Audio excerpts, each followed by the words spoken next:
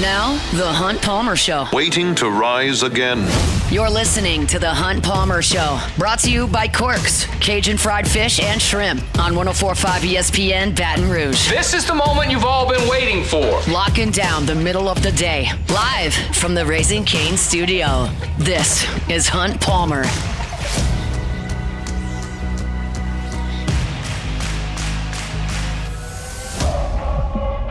Welcome in. Hunt Palmer coming to you from the Raising Cane studio downtown in the capital city on this Friday. Working towards a weekend. I hope the work week's in the rearview mirror. If it's not, we'll get you to the finish line here on 104.5 ESPN Baton Rouge. Friday show is brought to you by Corks, Jordan Kitchens, Cassie Spazzali back there on the ones and twos, and plenty to do to preview a weekend of sports here in South Louisiana. Preston Guy will be here in 15 minutes talking LSU football. We get an extended look at the Tigers tomorrow morning. And so we'll have a report at that at LouisianaSports.net. We'll talk to Preston about what he's seen through the first week. The Saints running backs giving some props nationally. We'll talk about that in 30 minutes. Sweet 16 got underway last night. There's more action tonight. Of course, LSU women's basketball in action late night tonight from out in Sacramento. Reed Darcy from The Advocate is covering that team. He'll be with us in an hour and a half at 2:30. And we've got LSU and Kentucky on the diamond at the box. That's where we'll start with our opening drive. Welcome to the big league. It's time for Hunt's Opening Drive. Presented by Fabry Chevrolet GMC in St. Francisville. No more than 6 minutes ago, I walked by the desk of one Matthew Musso, host of Musso at the Box, producer after further review. I said, Musso, how are we feeling about this weekend? He gave me no confidence. Gave me no confidence whatsoever. And that's unacceptable because it's time to go. It's time to go for LSU. It's time to play a good weekend of baseball. I know it's in there. I'm not telling you that they're going to do it 8 times in a row moving forward, but I need to see it this weekend. You have dug yourself a small hole to this point. There are difficult series to come. Kentucky is a mediocre SEC baseball team. They are at the box. It's time to go. That's what's got to happen. It's got to start tonight. I'll tell you about this Kentucky team. They're 20-4 on the season. Good record. They are 4-2 in league play. They swept Alabama, then went on the road last weekend to Oxford and lost 2 out of 3 to the Rebels. It's a team and a program under Nick Mingione that, generally speaking, has an identity, and they play to it. I believe that identity is not going to allow them to reach the highest pinnacle of college baseball. I also believe, in the same breath, that it allows them to compete year in and year out, weekend in, weekend out in the Southeastern Conference. They have an identity. It's what they do. They bunt a lot. They run a lot. They don't hit for power. They get hit by pitches. They generally have played good defense, not as much this year. And they're generally not the most talented team in the league. Now, they come in here with Tyler Bell, who's one of the best players in the country, but he's banged up. He got hurt on the first day of the season, as Nick Mingione told Matt Moscona yesterday when he was on after further review. Very similar to the situation with Tommy White. Bell did it on defense, and Tommy White did it diving back into first base. It was opening day. Big-time prospect, kind of one of the top players on the team, hurts his shoulder on the first day of the season. I want to start talking with this matchup about the Kentucky pitching and the LSU pitching that will counter. And so let's start tonight. Tonight is going to be a ton of talent on the mound. You saw Kason Evans last week, and so tonight is a question of whether last week was just a talented dude having a great outing, or he's maybe turned a corner. I'm not willing to suggest either one is more likely than the other right now. I just want to see. We know it's in there now. We've seen it. We saw him go out and dominate. Now let's see if he can do it a second week in a row. Kentucky is going to counter with Jackson Jelkin. Jackson Jelkin has been well-traveled in his college career. He is from Omaha. Coincidentally, he went to West Bellevue High School, which is where Paul Maneri used to practice LSU's team on off days in Omaha. I went there in 2013 when I was in Omaha watching LSU, covering LSU. They practiced at a high school field, and it's the high school where Jackson Jelkin went. That's not really significant fact, but a little nugget there for you. He went to Nebraska for a year, went to junior college after that. Then he went to Houston, and now he's made his way to Kentucky. So 4 stops for Jelkin, who is listed as a junior. Last year, he was Houston's opening day starter. Now he is the Friday guy for Kentucky. He is a heavy sinker ball pitcher. We heard that yesterday from Joe Healy on this show. I went and watched some video of him last night, again this morning. It's a lot of fastballs. They're 95, 96, 97, and they sink. Sinker, sinker, sinker, sinker. He throws a ton of them. Everybody this day and age wants to ride the fastball, want to throw the four-seamer, want to challenge the top of the strike zone, tunnel it off the breaking ball. Not Jelkin. He throws a hard and heavy sinker. He does it well. Alabama did a good job against him. He got into the 6th inning through 5 1/3 innings, but they got 6 hits and 4 earned runs off of him, including 2 home runs. That's kind of the key. It's not something that you want to do every single game, but the thought process facing Jelkin is to see the ball up a little bit and try to get to the bottom of the baseball. Try to drive it in the air. Try to drive it to the gaps. Try to drive it out of the ballpark. Alabama did that for a couple of homers, and they scored 4 earned runs off of Jelkin in 5 1/3. Ole Miss did not solve it. Ole Miss is a team that does hit a ton of home runs, but they never solved Jelkin. He threw 7 innings last week, only gave up 4 hits and 1 run. It was on a home run, but he had 6 strikeouts to 3 walks. But the stat there against Ole Miss is that he had 10 ground ball outs and 6 strikeouts. He pitched 7 innings. That's 21 outs, and he got a total of 17 of those. Got a double play, 17 of those on the ground. So that is his blueprint. LSU has to go up there and try to get under the baseball. If you beat the ball into the ground and you give Jelkin quick outs, he can motor through a lineup pretty quickly. He's got a slider that he'll use some. He's got a changeup that's in the high 80s, but it's a lot of fastballs from Jelkin tonight. As far as Case and Evan goes, just get ahead. Strike 1. If he can get strike 1 like he did last week, he can start to use that devastating changeup, and he actually threw the breaking ball very well last week as well. So it's a big-time talent matchup tonight at the box. Saturday is interesting. Kentucky has made a switch. LSU has made a switch. Kentucky's was because their Saturday guy has faltered. LSU's obviously was because of an injury. So Kentucky had Ben Cleaver going on Saturdays. I'll talk about him next, but they're going to go with Nate Harris on Saturday this week. Big right-hander who's been pretty mediocre against SEC competition. 2 weeks, Bama and Ole Miss, a total of 9 innings, so just a full game, 9 innings, 5 hits, 6 earned runs, 5 walks, only 7 strikeouts. He has given up a homer and 3 doubles in that go. LSU's countering with William Schmidt. Obviously, Schmidt is better than Nate Harris. Schmidt is better than Nate Harris. And the way that William Schmidt has thrown it, especially in that Dartmouth game, but even the last 2 weeks in SEC play have been okay. It's encouraging, and he needs to build on it. That pitch count got elevated last week. Really good job, I thought, by Oklahoma of spoiling pitches. This is a Kentucky team that generally doesn't strike out a lot either. They're 4th best in the SEC in terms of strikeout rate. But you got to put some guys away if you get 2 strikes, and if you can get some early contact, so be it. That's great. Then you go to the Game 3 on Sunday. Kentucky's going with Ben Cleaver, who they just don't trust. They don't trust him. Joe Healy was on the show yesterday saying that he kind of heard through the grapevine that even though Ben Cleaver was awesome last year, 15 starts for Kentucky, 3.25 ERA, had 92 strikeouts and 83 innings pitched. Lefties only hit 165 against him. He was great last year for Kentucky. They pitched him in Game 3s. He was awesome. But they kind of thought he was out over his skis. He probably couldn't sustain that. His fastball never touches 90 miles an hour. He's not a big physical guy. He flips a breaking ball in. They didn't think that would stand up over the course of this year, what he did last year, and it's been true. And so they get him out of the game quickly. He has not recorded an out in the 5th inning this year, and he has made a start on every weekend. Against Alabama, he didn't make it out of the 1st inning. He only gave up 1 hit, but he hit 2 and walked 2.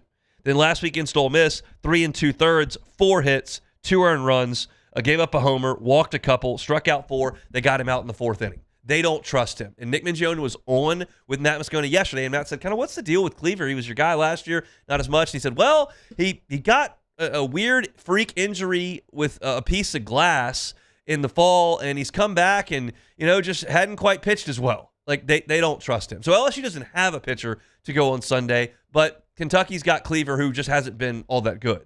So for LSU, if you can win tonight, I think you set yourself up in a good spot because William Schmidt, I think, is better than Nate Harris. And I know that Kentucky has Cleaver going in the 3rd game and LSU doesn't have a starter. LSU's at home, and the talent on LSU's pitching staff is better than the talent on Kentucky's pitching staff.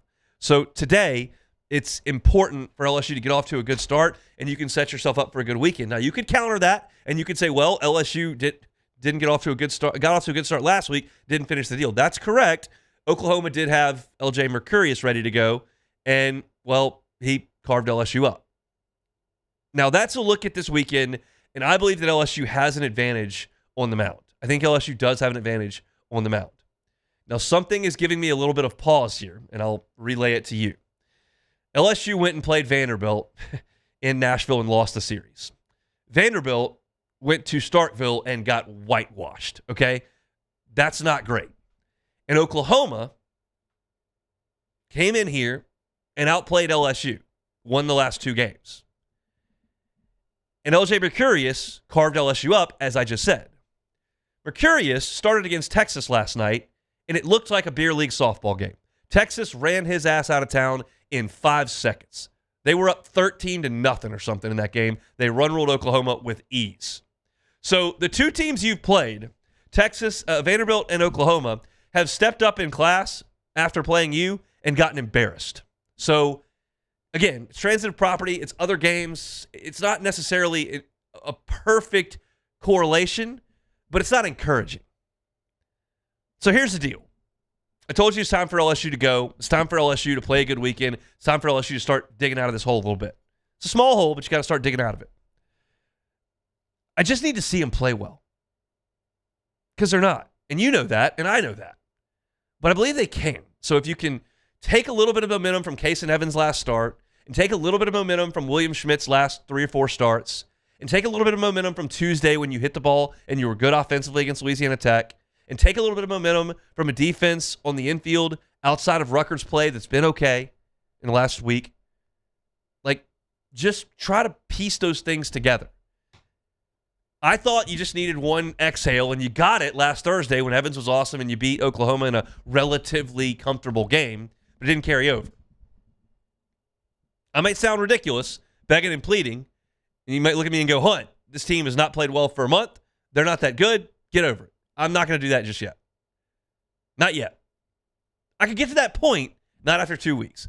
So for me, LSU's got a better 1-2 punch pitching.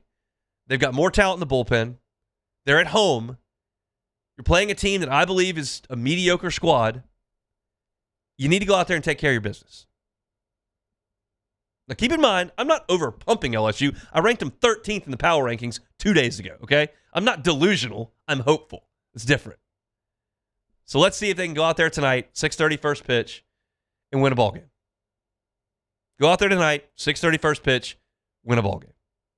We'll see if they can do it. I got more on Kentucky, including this matchup coming up at the top of hour number 2. They're a difficult matchup for LSU because of the pressure they put on you with bunts and runs. We saw Louisiana Lafayette do it at times. We know that John Pearson's going to be out there. We know that Zach York's going to be out there. We know LSU's had issues throwing the baseball at catcher. So all that stuff is important, and I'll get to it in the second hour. We want to keep things rolling, keep things fresh, so we'll talk some football with Preston Guy when we come back. The Hunt Palmer Show. Lifetime Roofing, lifetimeroofingla.com. I always tell you about the trustworthy nature of Lifetime Roofing. They're a Baton Rouge-based company, and that's important. Their work is second to none. That's important as well. But oftentimes, I don't mention the fact that they are actively hiring. So if you're looking for a position, you want a career, you can have that at Lifetime Roofing. They're one of the only legitimate W-2 roofing companies in the entire state. They've got benefits, 401k. So if you're looking for a job and want to get up there and work for a wonderful local company like Lifetime Roofing, reach out to them. They've got a fantastic team that is growing. They've got an unbelievable facility right there off College Drive. It's an exciting place, an exciting vibe when you go in there. I was in there just a couple of months ago chatting with the team over there at Lifetime Roofing, and they're excited about what they do, and they're excited about the people that they have. So if you're looking for a new job, looking for a wonderful company to work for that's got its roots right here in South Louisiana, Lifetime Roofing. Check them out online at lifetimeroofingla.com. That's lifetimeroofingla.com. At Auctioner, we know healing is a team sport. That's why we've partnered with world-renowned orthopedic surgeon Dr. James Andrews to create the Auctioner Andrews Orthopedics and Sports Medicine Institute. Whether you're a professional athlete or a weekend warrior, our team of specialists are dedicated to getting you back in the game. So whatever your reasons are for reaching your personal best, we've only got one: you. Auctioner Andrews Institute. Long live you.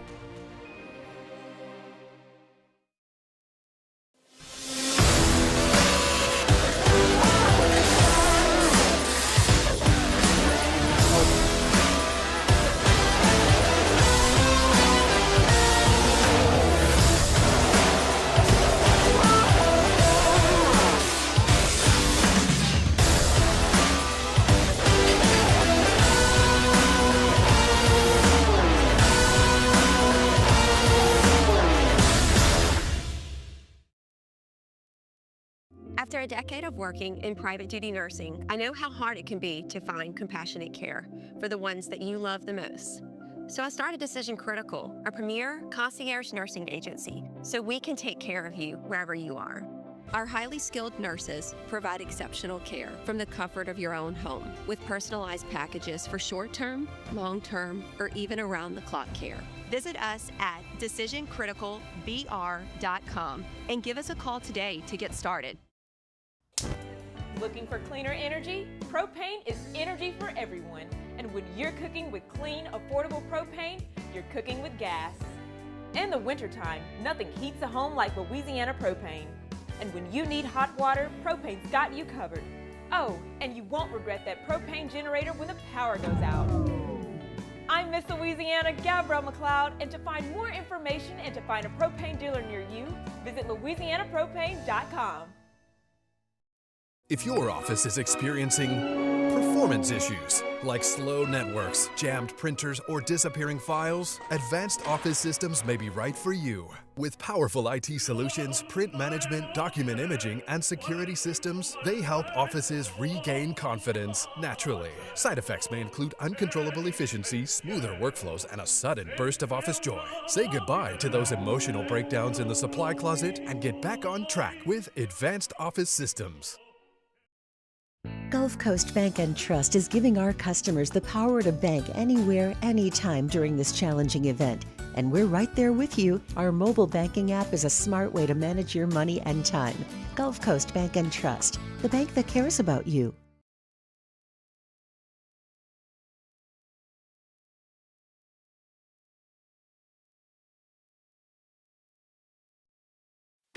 You're listening to The Hunt Palmer Show, brought to you by Corks, Cajun fried fish and shrimp.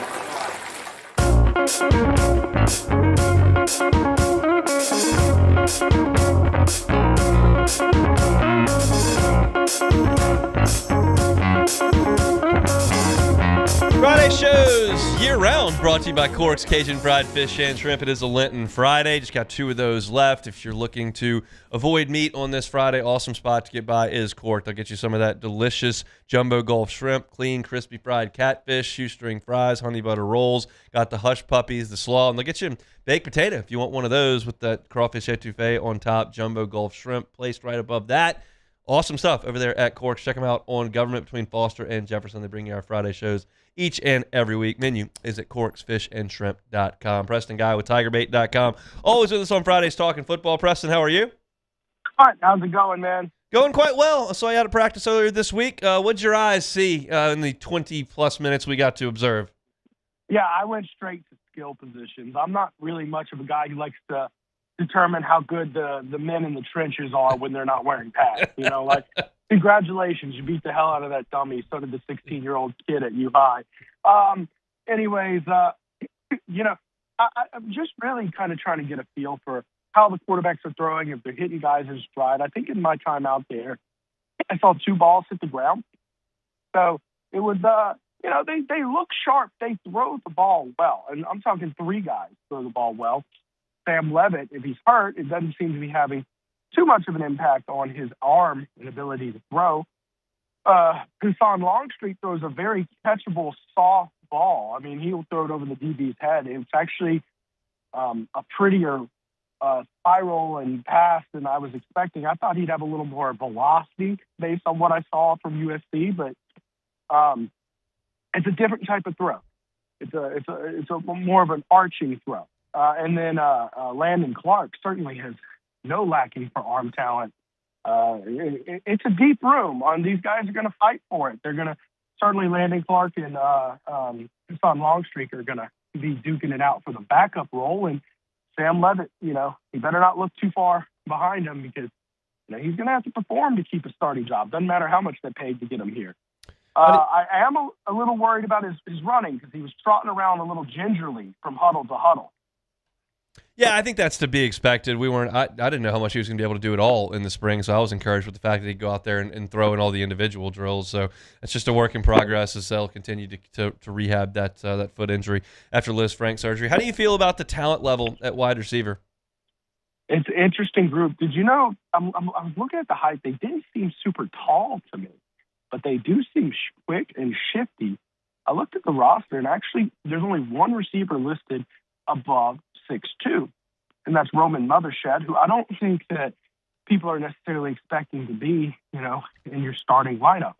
So it's interesting that they're clearly going for a type of player. I think more so than the last coaching staff. They're looking for guys who fit what they're looking to do rather than best overall, right? And in fact, I know that for a fact based on how quarterback recruiting is going and, the kind of guys they're looking at. They want guys who can do what they want them to do. They're not going to adjust their system to the guys. They're going to get the guys to fit their system. So receivers all seem to be made in a certain mold. That does make me curious to see, if they're going to use a tall receiver. I'm looking for them. They're probably going to line up Trey Green in the slot and for, tight receiver type situations, because we're talking about basically, a tight end with receiver skills who's 6'7" with elite leaping ability. That'll be interesting to see if that's the case in this offense. I think they look crisp out there. I think it's going to be very much so an open competition. Of course, we're talking about, I think it was it 12 new faces and one returner. And Phillip Wright, by the way, in his own right, looked pretty sharp. Pulled in a one-handed grab out there, looking impressive. So I think it truly is going to be open season. There's a lot of playing time up for grabs. Not one of these guys. You might look at Jace Brown from Kansas State.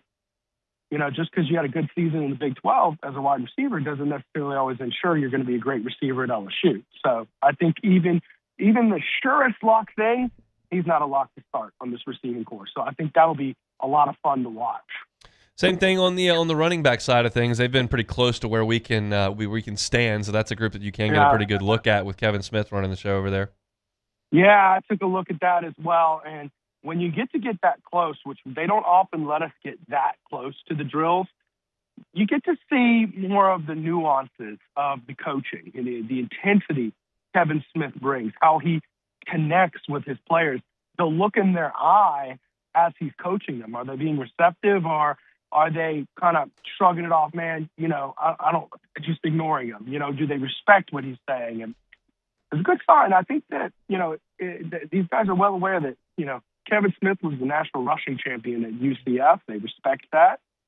And he's a high-intensity guy. He's a guy who's like, everything I'm teaching you, I can do myself, right? And he's a, likes to show him. It's also a lot of high-tempo intensity where you have to react on what he's doing. That was a good look. It'll be interesting to see that room. Are they going to ride Harlem Berry like they rode Keyone Lacey? Is Caden Durham going to come steal carries? And are any of the guys going to at least take situational reps away from those two? I know a heavy topic of discussion for y'all over at Tiger Bait was Frank Wilson's usage of the running backs. I mean, look, it is what it is, and obviously Frank's no longer here. So how do you feel about the likelihood of that running back rotation in this first year? Yeah, well, I can't guarantee you that 3 years from now I'll feel the same way, but it is a very different approach than Frank Wilson. That was a begrudging topic for many years at Tiger Bait. We could not stand the running back rotation because it would seem like you'd let a guy get the hot hand and then you'd pull him, or even look at the ball game. I mean, Harlem Berry's killing it. He has one fumble. It's a true freshman, has one fumble. He doesn't see the field again, but it's like he's averaging 9 yards a carry, and you're going to yank him out of there? Really, Frank? You have to move the ball at a certain point.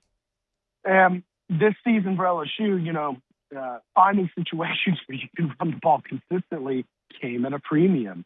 So I just think that, it will be nice to find the hot hand and just roll with him. Keep him going, man. And don't put in backs who aren't nearly as talented and aren't as productive just because they're fresh. If you're going to go with a fresh back, you need to make sure the fresh back is better than the 90% starter. That's my opinion. I know that you said you didn't take a lot of time to look at the big guys, and I concur when they're not wearing pads and they're popping sleds. What's the deal? Right. But I did see when they went 11 on 11 with what looked to be kind of the starting unit. You had Seaton at the left tackle. You had Devin Harper from Ole Miss at left guard. At center, of course, Braylon Moore, and then Alu Ba at right guard, and, of course, Weston Davis at right tackle. Like, do you feel like that's a likely group for the Clemson game, or do you want to see some rotation there in the spring? I'd like to see some rotation, especially at that right tackle spot. I think a lot of people would. Like, let's test some guys out. Of course, Seaton is a plug-and-play there. Braylon Moore, you see no reason to get cute with that. Devin Harper at left guard, that makes a lot of sense as well. Looks like Solomon Thomas is going to be sidelined for a good bit longer. So I was kind of hoping and praying that he would be, able to put it together in year 2 and have a chance to maybe prove why he was a 5-star. But that seems to be hindered or at least delayed a little bit longer. But that right tackle spot, I'm not going to say it's the most likely starting 5 that we see coming into this season. But, I mean, they brought in a lot of talented players, and I could see many of them performing better than Weston Davis did a year ago. Preston Guy is our guest. TigerBait.com is the website. He's with us on Fridays talking Tiger football. I guess the last the spot we have not hit on would be the tight end position. Trez Green, I think, is going to be a superstar. Do you think anybody else gets snaps at that position? Do they use some two tight end sets, or are they strictly going to spread the field? Yeah, I think it's going to be a heavy dose of Trez Green. I'm curious. I mean, it would have to be a situational situation, if you get what I'm saying. Like, because he's just, none of these guys are going to be as good of a receiver as Trez Green. And it seems to be this offense's approach to roll with the heavy hand. Now, there might be some goal line situations where I could see the receiver being Trez Green, and they need a tight end to go out there and block. So J.D. LaFleur, that's a guy I've got my eyes on, younger guy. He's huge. I think, he can definitely, I haven't really seen it, but he should be able to block better than Trez Green. And you look at who's the kid from Pittsburgh. He should be a little bit, more of a true tight end. But I think in terms of stat sheet, it's going to be a heavy dose of Trez Green. I'm looking for J.D. LaFleur to be used situationally as the more blocking tight end. My plan was to stick to the offense, but I do have one question regarding the defense. Matt Moscona and I kind of put our brows up a little bit at this. It's the second day of spring. I promise I'm not overreacting to a depth chart, but I thought it was interesting when they put the first team defense out there with Pickett and with the guys that you expect to be out there with the ones. They had the 2 freshmen in the middle of the defensive line, Deuce Geralds and Richard Anderson, and then you looked over on the second team field and you had Dominic McKinley there. You had Malik Blockton, the Auburn transfer there. Both guys are juniors. What do you make of the 2 freshmen running with the group that appears to be the ones at defensive tackle? Not much. Okay. I mean, I guess that could be as simple as, hey, man, you missed the class. We're going to dock you down for the first spring practice. 9 times out of 10 in spring practice, especially opening one, unless it's just a very obvious, like you have a walk-on who's a redshirt senior and then you have 5-star freshman, it's usually going to be the veteran guy who gets that first up rep. So I'm not necessarily worried about that. Maybe Saturday, if we're getting a better look at the team, which hopefully we do, and you're still seeing those freshmen out there, raise my eyebrow a little bit. I'll be interested to see what's going on with that. Because, look, those are certainly 2 very talented defensive linemen out there, especially Richard Anderson. My God, he trimmed up a bunch. That was the big thing that jumped out to me is that kid looks muscular. He had the baby fat of every defensive tackle on the planet. Yes. As a freshman last year in the car. And it looks like he is trimming that off very quickly. So you figure with the size he's been playing at, that should be a very explosive player. But it's just so rare that in the trenches, like offensive line, defensive line, you have a true freshman who's ready to go compete at an SEC level. It really doesn't matter how touted they are as a recruit. It's just rare, especially in the interior spots where it's not, you can't use like speed. You can't be just a speed edge guy like Harold Perkins getting on the edge against Arkansas. He ate him up because he was just fast. You can't do that in the trenches. You just need to be strong and you need to play with leverage. And that is hard to fake, both from a technique point and from just a muscle mass point. I would be surprised. So let's give it a few practices. And if that holds up through the end of spring practice, my eyebrows will raise with you and Matt. No doubt about it. Preston Guy, TigerBait.com with us on Fridays. Have a great weekend, man. All right, thanks for talking to you. Preston from Tiger Bait will be out of practice tomorrow. LSU on the Ponderosa in the morning time. I got some babysitting duties, so Matt's going to handle it for LouisianaSports.net. I'll be out at the box tomorrow afternoon. So we'll have full coverage of everything over at LouisianaSports.net. But Lane Kiffin is giving an extended look tomorrow. About half an hour is what we're told, maybe a little bit more than that. So that's a good thing. I've told y'all we're not 100% sure how Lane's going to run everything from an access perspective, and I've been constant in this. Like, I'm not worried about it. Like, he either lets us in or doesn't. I don't think either one of those is right or wrong. The content's easier to create if we get a lot, but if he feels like he wants to get things done without media in there, I would completely respect that as well. So looks like tomorrow a little bit longer look. I think they may put some pads on tomorrow as well. So we'll see. We'll have a full report up at LouisianaSports.net. When we come back, the Saints got a little bit of positive pub that I saw early this morning. We'll get to that next. The Hunt Palmer Show. Fabry Chevrolet GMC. You can find the entire inventory online at FabryChevrolet.com. That's FabryChevrolet.com. Make that short drive to St. Francisville. They're on Highway 61. Been under that new ownership, the Fabry family, since October. So now about 6 months in business up in St. Francisville, and they appreciate y'all for coming on by. Make the short drive from Baton Rouge. Make the short drive over from Point Capee Parish. Make the drive over from either one of the Felicianas. And get great deals. If you're looking for a Chevy Silverado, need a new truck, up to $11,000 off MSRP. Looking for a new GMC Sierra, how about up to $13,000 off MSRP or 0.0 APR financing on that. Great SUV options as well. If you're taking the family on a vacation coming up early in the summer, need a new ride for that, they can help you out there on Highway 61 in St. Francisville. It's Fabry Chevrolet GMC. You can find them online at FabryChevrolet.com. These are the luckiest ice cubes in the world. They could have been a thankless bed for an all-you-can-eat salad bar. But instead, they've been called upon to cradle and cool a crisp, refreshing Dos Equis. Looks like the lucky just got luckier. Dos Equis. At Raising Cane's, we hand batter every chicken finger, mix every cane sauce, butter every Texas toast, stir every slaw, and salt every fry. Because when you do it right, you can taste it in every bite. Raising Cane's chicken fingers, one love. When it comes to industrial construction, River Parish Contractors can do it all. Mechanical, structural, custom fabrication, specialized welding, and turnaround services. Strategically located in between Baton Rouge and New Orleans. We have the local team with the experience and commitment to safety to manage the most complex industrial projects. Period. Here's the deal. Partnering with us means your project is delivered on time, on budget, and most important, safely. River Parish Contractors, let's get building.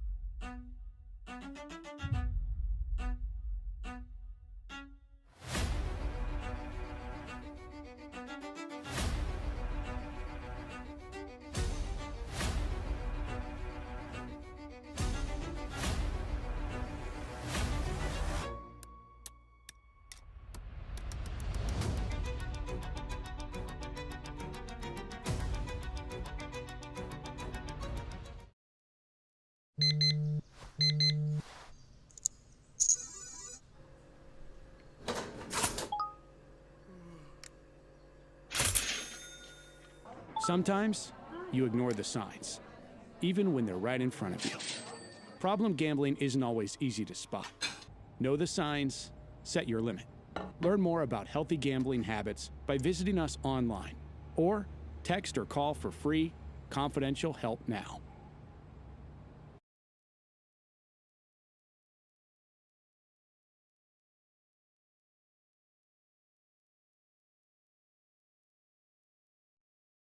You're listening to The Hunt Palmer Show, brought to you by Corks, Cajun fried fish and shrimp.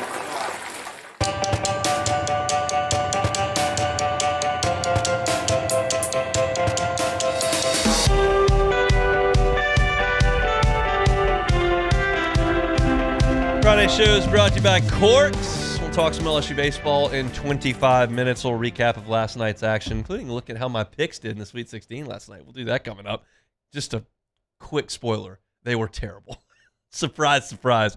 We'll do that coming up. First, let me tell you about my friends over at Swing Easy Golf. I tell you about Swing Easy each and every day. It's such an awesome place to go hang out. You want to work on your game, you can do that at Swing Easy Golf Club. They've got the driving range setting there. You can see a lot of the data that you're looking for. You can see the trajectory of your shot. You can see the ball speed. You can see the carry distance. You can see where your club impacts the ball. If you want to work on your game, you can do that. You can also socialize there. Go hang out, play Pebble Beach on the simulator, bring some friends, grab a couple of cold beers.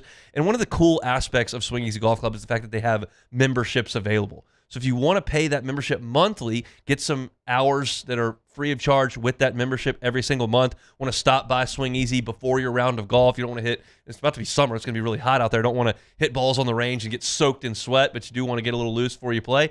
Go by Swing Easy and hit some golf balls. It's a great place to socialize, to work on your game, to get ready for a round of golf. Climate controlled. Lots of fun. I always enjoy my time over there at Swing Easy. You can find them on Segan at Perkins, and the website, of course, swingeasygcbr.com. So let's move forward with some New Orleans Saints talk here. I was on CBSSports.com, and obviously whenever they put a list out, you go to the local storyline. And so I saw the list they put out, and it was the top running back tandems in the NFL. Carter Bonds put it together, and he ranked the number one backfield in football with Kyron Williams and Blake Corum with the Rams, and I think that's perfectly reasonable. At number two, he had the Falcons with Bijan Robinson and Brian Robinson Jr. I think that's very reasonable. And I was thinking about where I would think the Saints would be, and obviously you make a move. You go get Travis Etienne, and you've got Kamara, but I don't know that a lot of people think a ton of Kamara right now, and you bring in a young back that has been very productive. Like I thought the Saints might be in the discussion, maybe around 10, 12. Like I don't know that that's a fearsome duo that anybody in the league is kind of looking at. And then I looked at this list, and the Saints were third, right behind the Rams and the Falcons. I'll read the blurb pretty quickly. So there's a chance these two never take the field together, but if Travis Etienne and Alvin Kamara share a backfield next season, the Saints are going to be a whole lot of fun. Etienne's arrival this spring is on the heels of his third 100,000-yard season, indicates that Kamara era is winding down.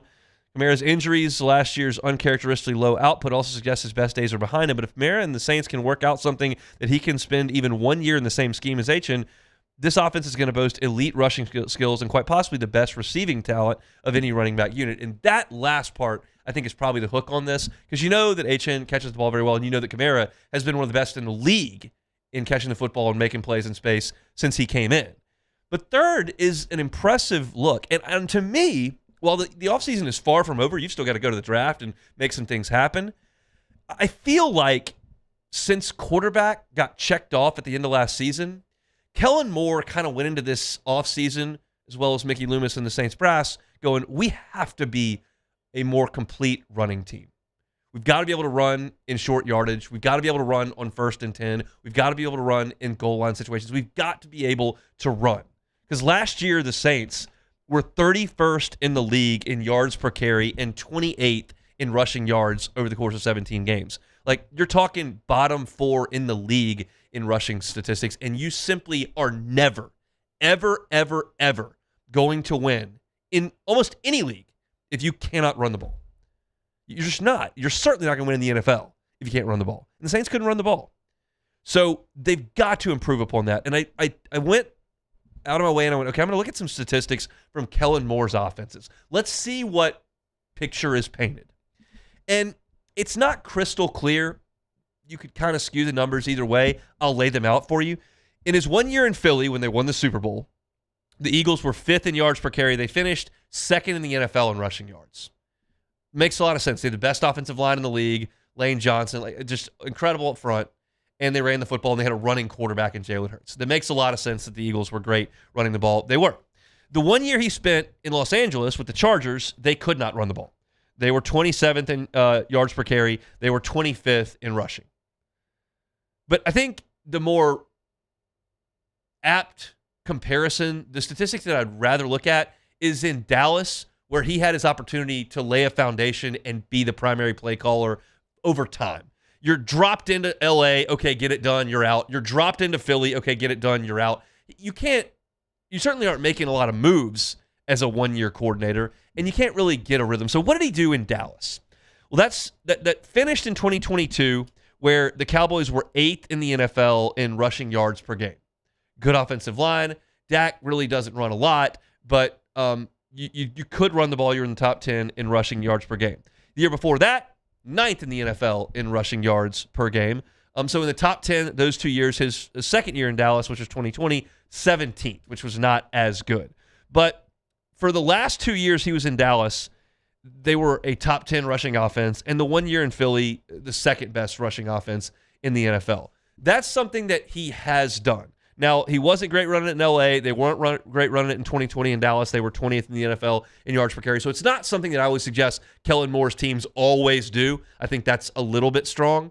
But it's something he has shown he can do. In 3 of the last 5 years, his teams have been in the top 10 in the NFL in rushing.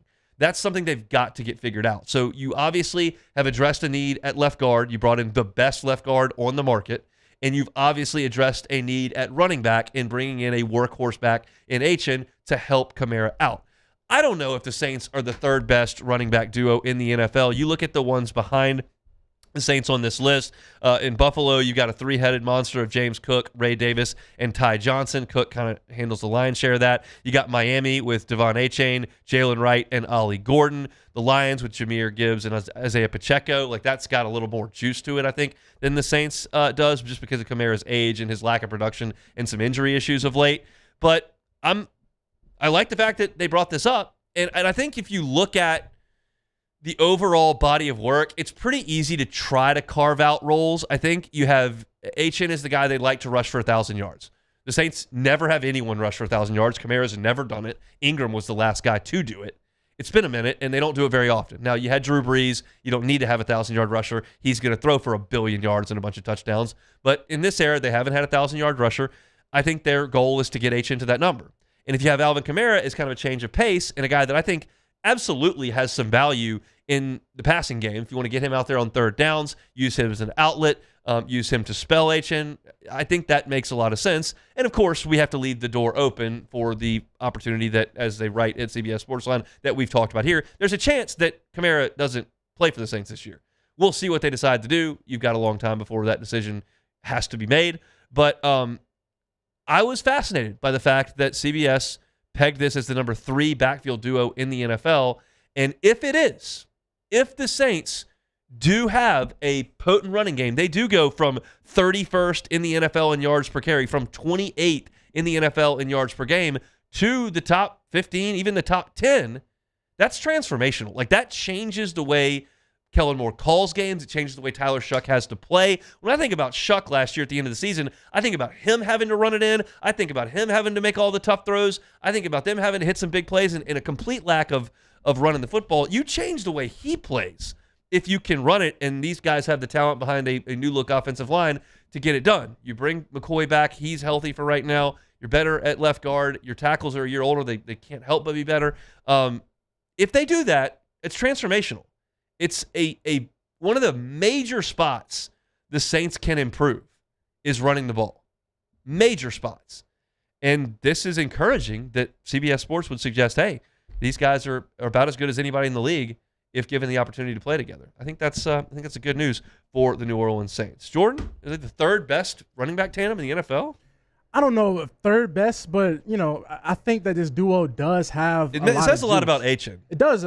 I started to get used to calling him. I'm like, Achane, no, you mean Miami? Yeah, it does. But at the same time, it's like, can Alvin Kamara get you between 500 to 600 yards next season? I think he can. As a change of pace, because I'm looking at Tyler Algier for the Falcons, who was playing with Bijan, who last 3 years, 600, 600, 500. If Alvin Kamara can give you that as a number 2, I think he can give you that, and I think that's what he's more suited to do at this point in time. So number 3 is kind of high.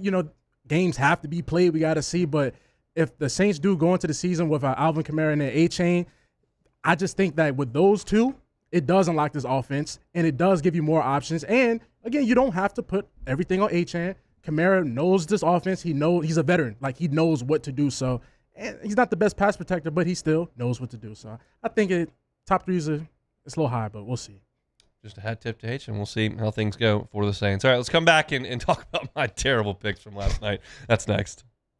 The Hunt Palmer Show. Radio live reads work. I've been telling you about Ochsner all month long. It's colon cancer awareness month, and it worked because I did not know that on my dad's side there is a significant history of colon cancer. I had no idea about that. And my dad's heard me give this read for a month, and he said, you need to go do that. So my wife jumped in the app, and I've got a visit with my PCP coming up to take a look at that. Like, I'm 38. Yeah, I need to get to 40 so I don't have to think about that. I'm 38, so not quite 45, which is what the suggested age is for that colonoscopy check is. But we're going to see what we need to do. And you can do the exact same. Look, the colonoscopy is the gold standard of screening for colon cancer. It can help you detect those precancerous polyps before they turn into cancer. So if you are approaching 45 or you have family history like I found out I do, then schedule that appointment with your primary care physician. Make that appointment at Ochsner Health primary care provider at ochsner.org/schedule. That's ochsner.org/schedule, or through the My Ochsner app. That's from our friends at Ochsner. Transform your living space with Lacoste & Young Remodeling and take your home from outdated to outstanding. Redefine your kitchen for the ultimate culinary experience, or elevate your daily routine with a spa-worthy bathroom retreat. Our skilled team brings 3D modeling to life to ensure your vision becomes a reality. We believe luxury should be accessible and offer tailored solutions to fit your budget without compromising quality. So contact us today for a free estimate. Lacoste & Young Remodeling, providing perfect solutions for your dream home. Everything you need for a stunning garden is at the Plant Barn in Baton Rouge. From trees and shrubs to plants and pottery, the Plant Barn has it all at great prices. Visit us today on Valley Street, right off Perkins Road in South Downs. We typically think of stress as being bad for us. At Our Lady of the Lake and LSU, we are researching how certain types of stress, such as exercise, can be good for our immune health. By studying people under extreme stress, such as athletes, astronauts, service members, and first responders, we're learning how to improve the immune health of everyone. That's the power of research. That's the impact of champions. Together, we roar. Who bears the standard? Who sets the bar? It's not those satisfied by low-hanging fruit or by taking it easy.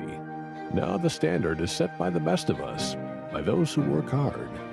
Dig deeper. Give more.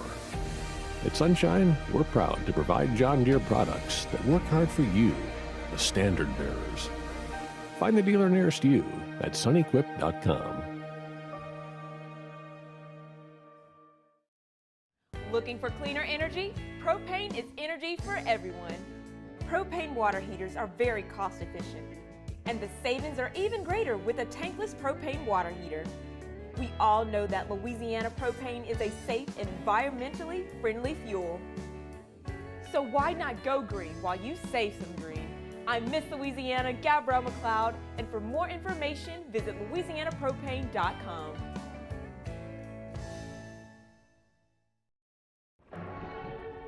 These are the luckiest ice cubes in the world. They could have been a thankless bed for an all-you-can-eat salad bar. But instead, they've been called upon to cradle and cool a crisp, refreshing Dos Equis. Looks like the lucky just got luckier. Dos Equis.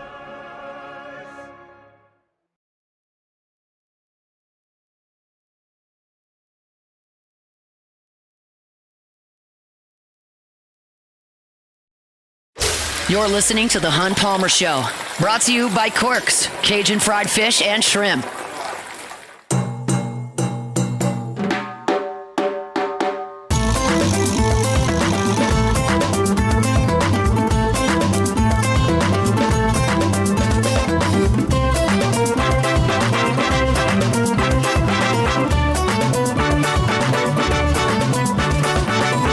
First American Bank and Trust. First American Bank and Trust started up 116 years ago in Southeast Louisiana. Guess where they are now?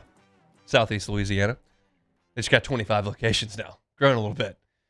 And with those 25 locations come the resources that you come to expect from the national bank, but they're not. They're just local to here in Southeast Louisiana.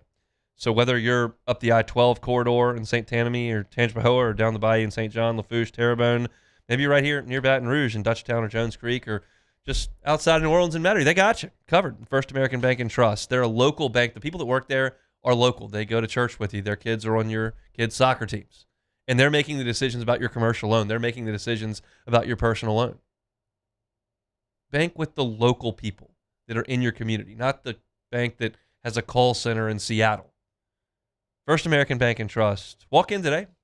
Check them out online at fabt.com. All right, last night was not as good as I hoped, I'll be honest. Like, you got a great appetizer with Purdue and Texas going right down to the wire. Matt Painter's team gets it done against a Texas team that was in Dayton last week, and that was an awesome game. But then, like, the nightcaps were not very good. Like, Illinois bludgeoned Houston, who could not make a jump shot and did not get to the rim and shot 2 free throws for the game. I'm not going to do any research on this. I'm just going to make a blanket statement. No one has ever won an NCAA tournament game attempting 2 free throws ever in the history of Everdom.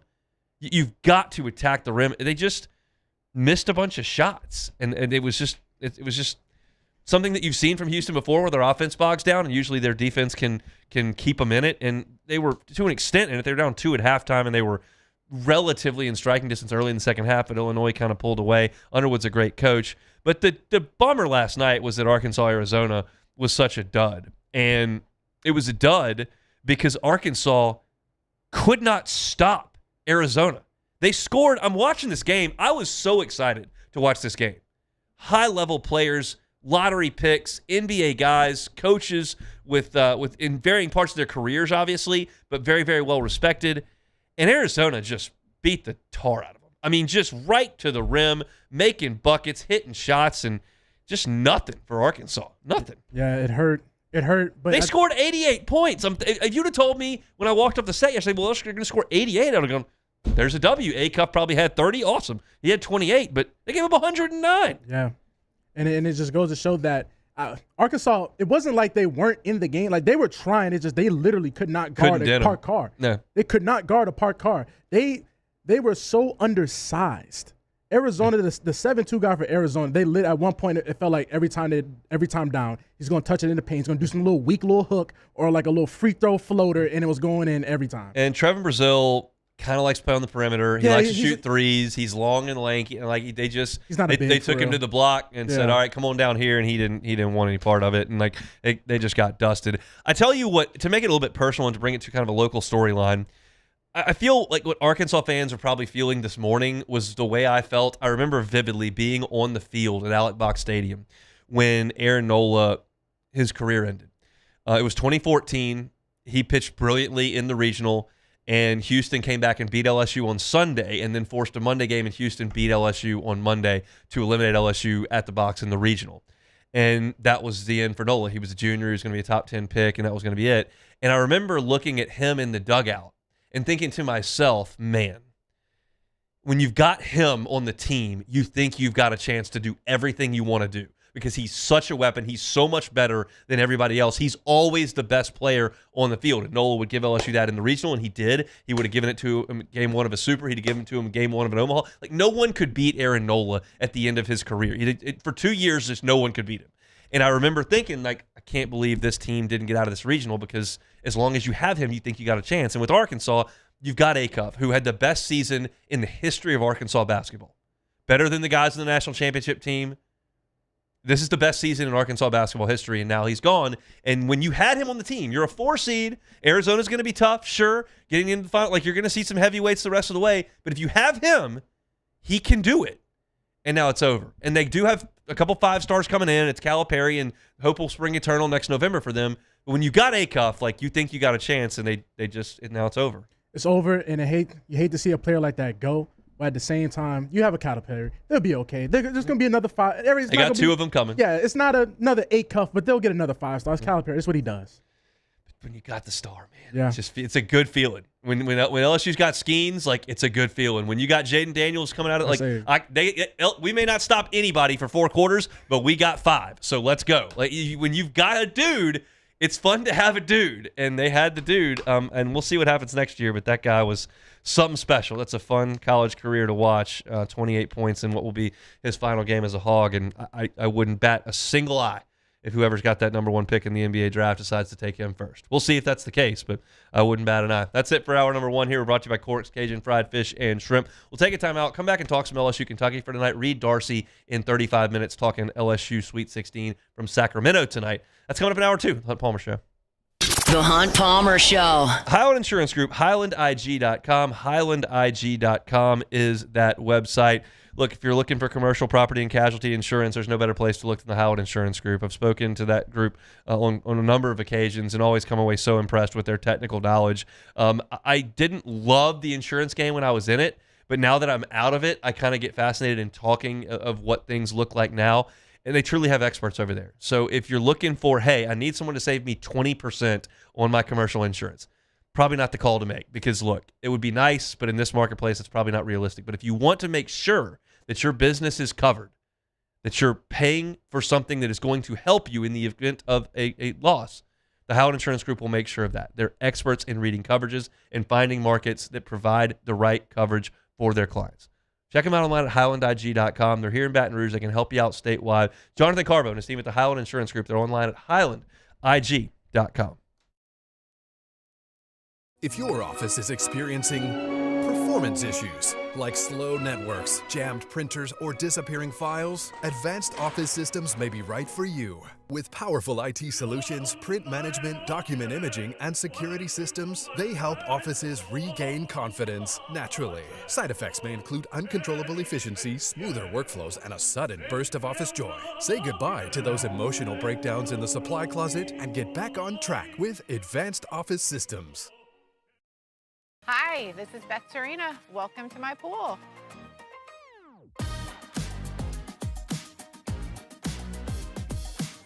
The first time I saw this beautiful pool, it exceeded every expectation that I had. They were able to get everything we wanted in this pool. It is a beautiful pool. We live out here, we eat out here, we watch TV out here. This is like our living room outside. We love this pool and everything about it. When we decided to build our pool, we called a great friend who is one of the best pool builders in the country in North Louisiana, and we said, who would you choose to build a pool in Baton Rouge?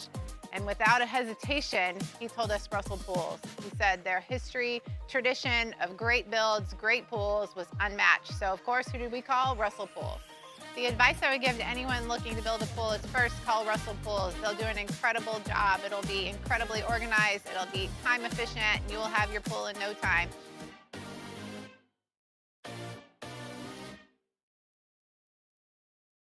I'm Gabrielle McLeod on behalf of the Louisiana Propane Dealers. I have spent hundreds of hours preparing for scholarship competitions. That preparation paid off when I won the Fitness and Talent Awards along with the title of Miss Louisiana. The Louisiana Propane Dealers are also pretty talented and want you to be prepared for when the power goes out. Visit LouisianaPropane.com to find out about propane generators and other safety tips. Louisiana Propane, it truly is the fuel for our future.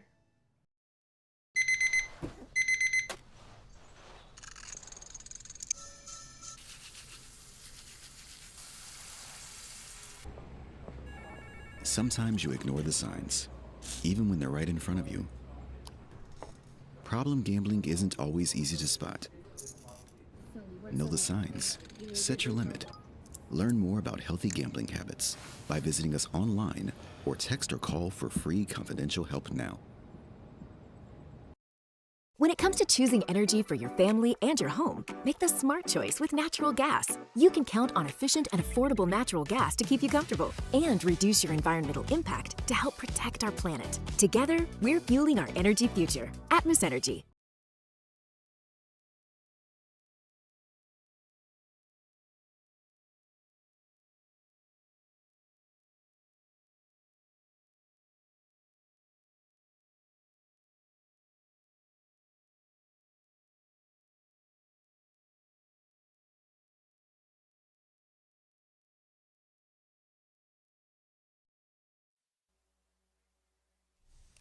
This is SportsCenter.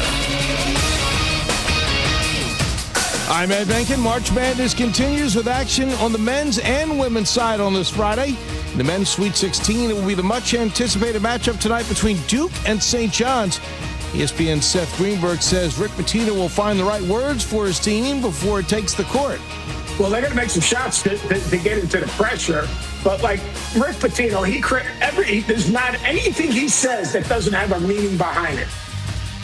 That is one of 4 games of the Sweet 16 tonight. Also, Alabama taking on Michigan, Michigan State versus UConn, and Iowa State battling Tennessee. In women's action, there is a game underway in the Sweet 16 on ESPN. Final seconds of the opening quarter. It is 6-seeded Notre Dame leading 2nd-seeded Vanderbilt 15-9. Coming up later, all on ESPN, North Carolina takes on UConn, Minnesota battles UCLA, and later tonight at 10 Eastern, LSU takes on Duke. In the NBA tonight, it'll be the Bulls and the Thunder. Oklahoma City trying to rebound from a loss for the first time in 13 games. Their loss to Boston snapped a 12-game winning streak. Also, the Lakers won 9 out of 10. They'll host the Nets later tonight. Hey, it's your resident Super Bowl champ, Chris Candy, coming up Monday with 2 weeks left in the NBA season. I'll tell you which storylines I'm most fascinated with. It's Unsportsmanlike, 6 a.m. Eastern, right here on ESPN Radio, ESPN2, and ESPNU.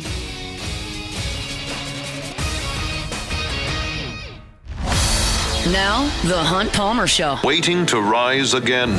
You're listening to The Hunt Palmer Show. Brought to you by Corks, Cajun fried fish and shrimp on 104.5 ESPN Baton Rouge. This is the moment you've all been waiting for. Locking down the middle of the day. Live from the Raising Cane studio. This is Hunt Palmer.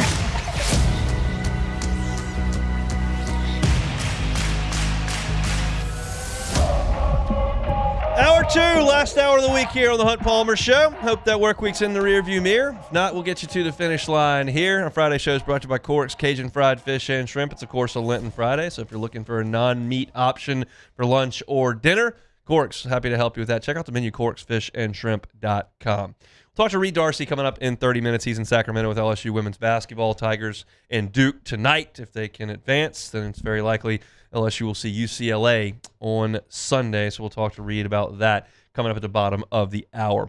LSU in Kentucky tonight, 6:30 first pitch, Tigers and Wildcats. It's important for LSU. I talked about it at the top of the show today, and the Tigers have to get going.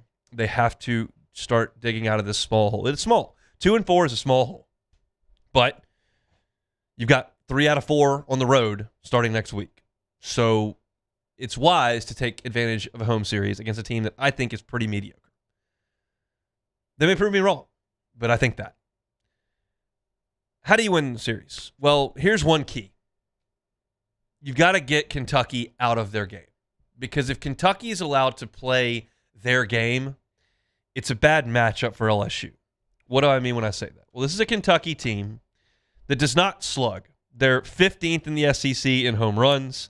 They are 11th in doubles. They don't get a lot of extra base hits. They also don't strike out a lot. They're 4th best in the SEC. They're first in the SEC in 2 statistical categories. 2. One of them is getting hit by pitches. You can control that. That is completely up to your control if you're LSU. Don't hit people. Make them swing the bats. Newsflash, they're not very good at it. Make them hit the ball. Don't hit them with the ball. And then what's the other statistical category offensively? They're first in the SEC. Bunts. They bunt. So you look at LSU and you look at their infield defense. It's been very poor. And you look at the guys offensively, because LSU's trying to find offense, right? So what have they done at the corners of the infield? Well, they've gone with Zach York at first base and John Pearson at third base. That's not exactly Brooks Robinson and I'll use a Cubs term here, but Anthony Rizzo is a Gold Glove first baseman. It's not Brooks Robinson and Anthony Rizzo at the corners for LSU. For an LSU, it's not Michael Braswell and Trey Morgan, okay? It's 2 guys that are in there to hit the ball. But you're playing the corners of the infield where you are susceptible to bunts. So those guys are going to have to be on top of their game, fielding and throwing the ball.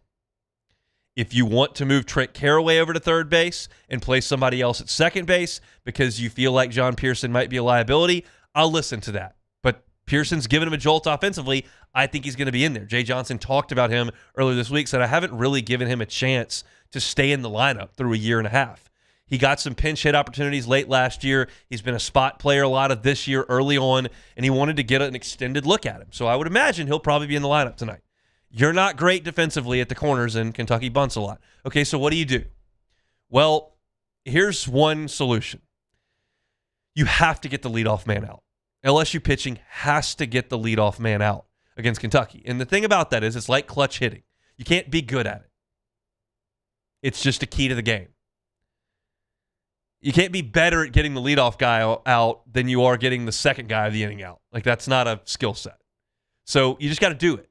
It's important to bear down, to be mentally locked in, and to make your pitches to the first guy of the inning. Because if you start every inning with an out, you really limit what Kentucky can do bunting. And that may entice Kentucky if you do get the leadoff man out more often than not, and they do have to start their innings with 1 or 2 out, they may run. And they do run a good bit. They're second in the SEC in stolen bases. And we know the Cade Arambidi and Omar Cerna certainly have strong arms. And it's not like LSU's had a significant issue controlling the running game, but they're not the most accurate throwers at this point. That's Kentucky's game. They do a really good job of bunting and running. And to me, that's a very difficult way to make your way through the NCAA tournament and to go try to win a national championship. But it is a good way to be pesky on a given Friday, on a given Sunday. Because if you execute and you get that bunt down and now all of a sudden you just got to move a guy over and get a guy in, like that's how they want to do things. And if you can't slug, which Kentucky doesn't, it's something you've got to take care of. So that's a big key in this game. LSU's infield defense and fielding bunts and making throws. Nick Mingione was on with Matt Moscona yesterday, and he said he wants his program to have an identity. He wants teams to have to do something differently when they prepare for him. That's what he told Matt yesterday. If everybody in the SEC wants to build their program exactly like Georgia and Tennessee under Vitello and just swing from the back of their shoes and hit a bunch of homers and not really run a lot, like you just have to play the same game every week. Nick Mingione wants to be different. He wants to do things differently. Kentucky will irritate you. They're going to dance in the dugout. They're going to have big celebrations at second base if they hit a double, which is kind of rare. They're going to be doing chants and cheer. Like they're full of energy. They play like a summer league team that's got a lot of energy, a lot of juice, and that's just kind of how they do it. They're never going to be the most talented on the mound. They're not going to be the team that hits the most homers, even though their park is homer friendly. They do it their way, and that's what's coming tonight for LSU. That's what's coming tomorrow for LSU. That's what's coming on Sunday for LSU. Now, I told you that getting the leadoff man out is a very, very important key to slowing them down. The other piece to this puzzle is playing from ahead. Also something you can't be good at. It makes it tough to work on. Like you can't be good at playing from ahead. You just have to get a lead. You have to play well and get a lead. Because if you can build a 4-run lead, it's hard to bunt. It's hard to sack bunt when you're down 4. Give away an out when you're down 4. You got a 2-run lead, easy to give an out away. I'll move a guy in scoring position. So for LSU, 2 major keys this weekend: get the leadoff man, play from ahead. If you do those 2 things against Kentucky, you'll have success. If you don't, they'll drive you nuts. They drove Alabama nuts 2 weeks ago, swept them. Swept them. Bama turned around and swept Florida. So it's a huge weekend for LSU. I think it's a big weekend for these 2 starting pitchers. That was what I led the show with today with Kason Evans and William Schmidt. And you've got to get the bullpen to carry its weight late in games, and certainly on Sunday when you don't have a chosen starter. To tie a bow around William Schmidt and Kason Evans, who I talked about at the top of the show, let me just leave you with this. LSU needs 13 innings from those 2 guys this weekend. That is a very ambitious ask, to ask for 6+ from both of them. But you need 13 innings. It lessens the pull on the bullpen Friday and Saturday. Obviously, if you get 14 innings from those guys, 13 innings from those guys, and then it frees you up on Sunday as well, because you're going to have to use a lot of guys on Sunday. Sunday's going to look like a midweek game. You're probably going to see a bunch of different guys. But you don't have to on Friday and Saturday. And there are kind of three options here for Evans and Schmidt. It's like if both guys shove this weekend and LSU wins those games, you can really start to feel like you've built some momentum on a foundational piece of your team. Because to this point, like, what is the backbone of LSU's team? I don't know. It's not their infield defense, not their power. It hadn't been starting pitching. You just got a guy hurt. Like, it's not your bullpen. Like, what's the backbone? It could emerge as those two guys if they're awesome. If they're then you're probably more of what you've been, which is And if those guys don't pitch well and you lose the weekend, you're in the danger zone. Like, you've got that much severity on a weekend. It's not a must-win weekend. Season's not over if you lose 2 out of 3. But at some point, it's got to click. And this is a good time for it. It's a good time for it. I think LSU is going to play well tonight. I think Evans is going to throw well tonight. And I trust Schmidt. And I think LSU is going to win the series. That has 50% to do with LSU. It has 50% to do with Kentucky, who I just don't have a ton of respect for. That's probably my fault. They were in Omaha 3 years ago. They've been here for a super regional. They're ranked 19th in the country. They're 20-4. They swept Alabama. They've got a guy throwing 98-mile-an-hour sinkers tonight. Mingione's got an identity. They do their stuff well. Like, I understand all this stuff. I watch them closely. I mean, this is probably part of the reason I don't have a lot of respect for them. Not truthfully, a little bit tongue-in-cheek here. I turned on their game in the non-conference one day. It was like a Saturday. And the whole game was shot from one camera shot behind home plate. They don't even have the wherewithal and the commitment to baseball to put a camera guy in center field. It's the FCC. I don't like that. But I'm going to choose today to believe that LSU is better than Kentucky. And guess what? I get to come back on Monday and either be proven correct or proven an idiot. And I'm not really terrified of either one. But I think LSU is going to win the weekend. And I do think at some point this team's going to start playing better baseball. I just choose to believe it's going to be tonight. Evans tonight against Jackson Jelkin. Tomorrow, it's William Schmidt against Nate Harris, when I think LSU's got an advantage. And though Kentucky has been Cleaver going on Sunday, who had a great year last year, I think LSU is going to beat him because I don't think he's very good. I don't think he's going to last a lot of innings. And I think LSU's got a good chance this weekend. That's my thought. We'll see how I do on Monday. But I'll be writing about it at LouisianaSports.net. That's my thoughts. LSU and Kentucky starts tonight at 6:30. If you want to listen to it, you can on our sister station, Eagle 98.1. You can find that pregame at 6 o'clock. It'll be Chris Blair on the call. Either Doug Thompson or Buzzy Heidel, likely right there alongside him.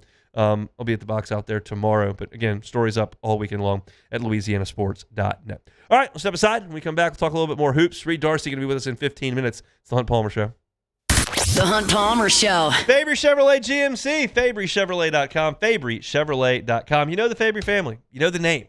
They've been here for 35 years, 3 different locations, 5 different brands. They're so thrilled now to have a Chevrolet GMC point right there in St. Francisville. It's a short drive from Baton Rouge, even shorter if you're up there in Zachary or in Baker, up there by Scotlandville. If you're in Point Capee Parish and New Roads, Ventress, maybe you're in the Felicianas, a quick trip over I-61, Highway 61 to St. Francisville. They've got fantastic deals. I've been telling you all month long about the Silverados, up to $11,000 off MSRP if you're looking for a new truck, up to $13,000 off the GMC Sierras. And I do want to remind you, their service department services all makes over there in the service department. So go by and see them if you got something acting up, or if you're just about to go on a road trip and want to make sure that everything is on the up and up. The customer service at Fabry Chevrolet GMC is second to none. You will not be sad that you stopped by and saw my friends at Fabry Chevrolet GMC. If you'd like to start your buying experience online, you can. The entire inventory is there at FabryChevrolet.com. That's FabryChevrolet.com.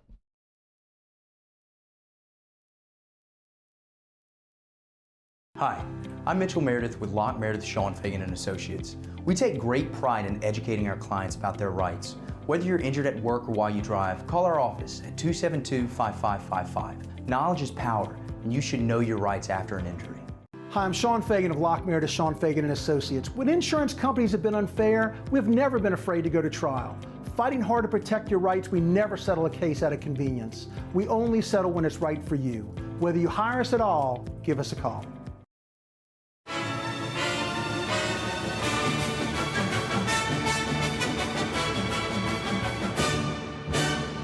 The Cane's Box Combo, a symphony of flavors. Raising Cane's Chicken Fingers. One love. After a decade of working in private duty nursing, I know how hard it can be to find compassionate care for the ones that you love the most. So I started Decision Critical, a premier concierge nursing agency, so we can take care of you wherever you are. Our highly skilled nurses provide exceptional care from the comfort of your own home with personalized packages for short-term, long-term, or even around-the-clock care. Visit us at decisioncriticalbr.com and give us a call today to get started. Looking for cleaner energy? Propane is energy for everyone. And when you're cooking with clean, affordable propane, you're cooking with gas. In the wintertime, nothing heats a home like Louisiana propane. And when you need hot water, propane's got you covered. Oh, and you won't regret that propane generator when the power goes out. I'm Miss Louisiana, Gabrielle McLeod, and to find more information and to find a propane dealer near you, visit louisianapropane.com. If your office is experiencing performance issues like slow networks, jammed printers, or disappearing files, Advanced Office Systems may be right for you. With powerful IT solutions, print management, document imaging, and security systems, they help offices regain confidence naturally. Side effects may include uncontrollable efficiency, smoother workflows, and a sudden burst of office joy. Say goodbye to those emotional breakdowns in the supply closet and get back on track with Advanced Office Systems.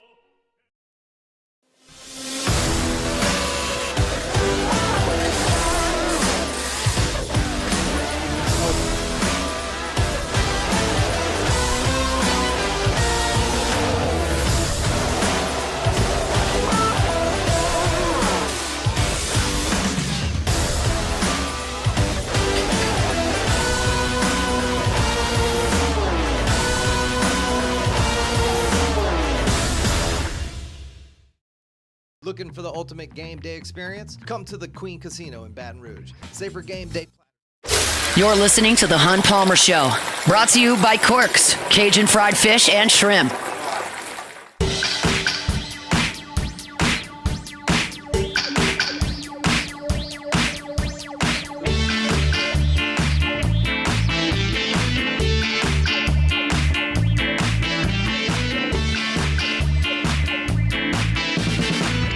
Talk to Reed Darcy from The Advocate coming up in 15 minutes. He's in Sacramento with Kim Mulkey and the Tigers. I want to remind you about Boudreaux's Electrical Services. 985-397-1562 is the number. That's 985-397-1562. You can also give them a call at 225-300-9389. Neil and Melissa started this thing up 4 decades ago. And now they are the local place to go to get that Generac home standby generator. If you want to make sure that you've got the peace of mind that your power is not going to go out during a hurricane. Your power is not going to go out when you evacuate for a hurricane. Your power is not going to go out when that 4 o'clock rain hits in June like it does every single day. Or that winter event that we have every couple of years. Boudreaux's Electrical can install that Generac home standby generator for you. And then their service continues because they'll monitor it 24 hours a day, 7 days a week. So they know if there's some sort of mechanical issue that they need to come out and service. They'll service it. You can buy a Generac home standby generator from a lot of big box stores. Do you ever hear from them again? Go with the local family-owned and operated business, Boudreaux's Electrical Services. You can find them online at boudreauxelectrical.com. That's boudreauxelectrical.com. All right, tonight, Sweet 16 back in action, and it starts with a doozy of a game, St. John's and Duke. I heard this stat today. I cannot believe it. I mean, I can, but it's crazy. Do you know Rick Pitino's Sweet 16 record? No, I do not. He's had 13 games. What do you think it is? It's that 13 games, maybe like 10-3? 12-1.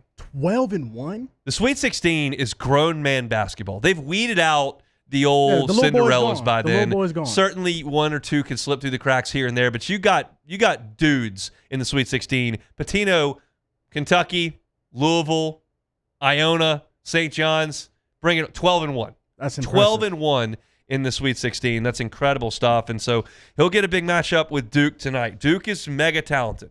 This is something that I'm very curious about. Zuby Ejiofor is a grown man.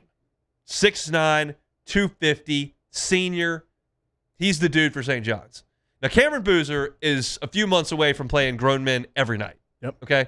So this is not going to be something that he is completely ill-prepared for. But it's a man tonight.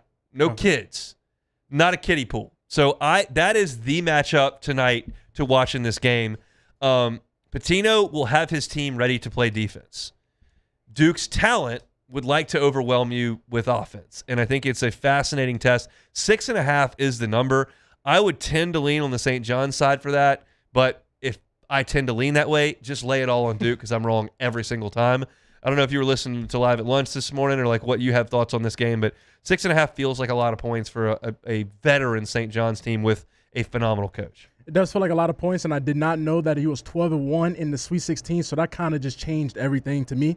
My problem with St. John's is the offense. Like, yeah, we know they play defense. They can go really cold. Like earlier this year, they missed like 20-something straight shots against UConn. So they're not playing a Big East opponent between UConn. So it's going to be a different test. But like you said, can Boozer show up against a grown man? Now Boozer, hasn't really been put in situations against a guy like this. Now he might not be an NBA prospect like he's going to be seeing, but it's still a grown man compared to what Boozer has been seeing. That's the matchup. Now you go to Alabama, Michigan, which will be in Chicago today. And I'd like to come up with some like cool angle for this game, but when Bama gets into these big games, this is just kind of what the angle is. Are they going to make a bunch of threes or are they not? Like that's what it is. I don't think Alabama can guard Michigan worth a flip. Not even close. I mean, the over-under on this game is 172. That still might be low. Michigan's going to score 90. Now, is Bama going to throw in 16 threes tonight? They could. They do it all the time. They also have nights where they go 7 of 42. And if they do that, they'll get beat by 40. Because Michigan's going to be getting bucket after bucket. This Bama team doesn't play defense. They win because they are poetry on the offensive end. They dropped 90 on Texas Tech. They dropped 90 on Hofstra. Woo! They can get cooking offensively. Now, this is a different test because Michigan will sit down and guard, but the shots are going up. They are. Michigan doesn't have a choice in this. The shots are going up. It's just a matter of whether or not they go in. And I wish I had a better breakdown of this game, but that's what it is. No, that is the breakdown, but the real key to the real key to the puzzle is Aiden Holloway's been granted a permission to leave the state. That. So, if he shows up with the secret stuff for Alabama, I do like Alabama in this game. It's like you said, Hunt, it's a make or miss league. And just the same way as Arkansas, they can't guard a parked car. Bama for sure cannot guard a parked car. So if Axel Lindenberg, he starts going off, and Bama goes cold, it's lights out, like you said, 40-point blowout, lights out. And the thing about Bama that always scares me when LSU plays them, not hadn't really mattered the last couple of years, but when Oates got things rolling and Wade was here, you can get a 12-point lead on Bama, and then they can hit 3 threes in like 70 seconds. That's the scary thing. Now, if they are not playing defense and they miss some shots, like Michigan could run this thing to 20 if Bama doesn't have the right day. But Bama's always 70 seconds from turning things on its head. And so got to use timeouts judiciously if you're Michigan. I like the Wolverines in this game. I think I probably like them to cover because I don't think Bama's just going to go nuts on that good a team. I have Michigan winning the national championship, so that's where my pick is there. It doesn't matter. I had Arkansas in the Final Four, so that's cooked. But, I like Michigan to win this game. Michigan State, UConn, two of the best coaches in the country, no question. Two teams that are very physical in nature, two coaches that demand that they're physical. I think a lot of the talk yesterday, I know Jimmy was talking about it, was like, what is the whistle going to be like? And it was light. There were not a lot of whistles last night. If there are not a lot of whistles tonight in this game, it's going to be a war. These two teams will get after you. I tend to like Michigan State in this game. I don't think this UConn team has the pros that they usually have. Yeah. They're good. They're 31-5. They're a 2 seed. I like Michigan State in this game. I'm scared, Hunt, because we both like Michigan State in this game. I know. I'm so scared. I'm so scared. Can we just say a quick prayer for the official that's to officiate this game between Tom Izzo and Dan Hurley? Yeah, maybe some earplugs. Yeah, just something, man. Some noise-canceling headphones. We got to send him a gift card or something because he's going to need it after this game. I like UConn, but I like Michigan State, just what they bring, just the grit. But they're both gritty teams. But Jeremy Fears, Jeremy Fears. I'm thinking Jeremiah Fears, his younger brother.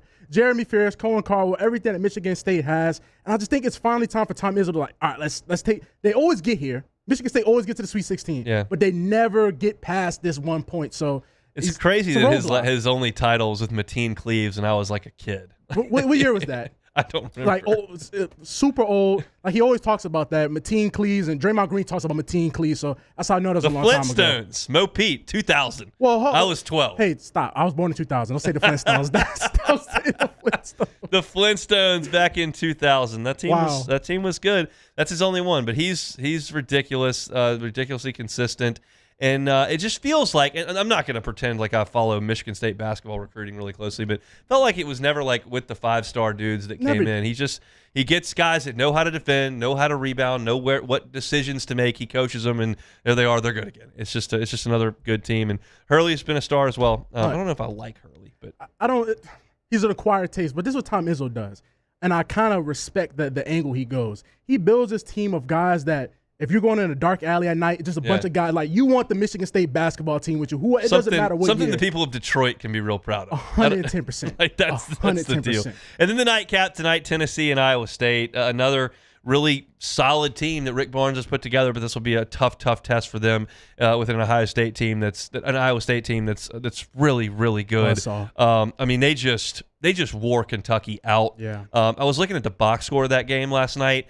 I mean, they outscored them 51-33 in the second half. Just absolutely ran them off the floor in that game. And that's a Kentucky team that does have a lot of talent. Now, they didn't figure it out this year for whatever reason, but they do have a lot of talent. And this Iowa State team just really took it to them.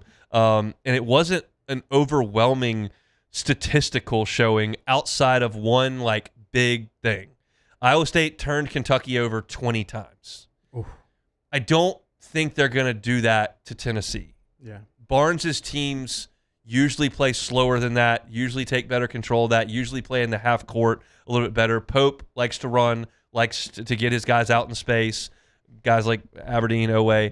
This is not like that with Kentucky. They'd rather get into the half court more often than not with Rick Barnes. So I don't think the game looks like that. I also don't think Iowa State is going to score 82 points on Tennessee like they did on Kentucky. So I think this game is probably slow-paced. I think this game is probably the under would be my lean here.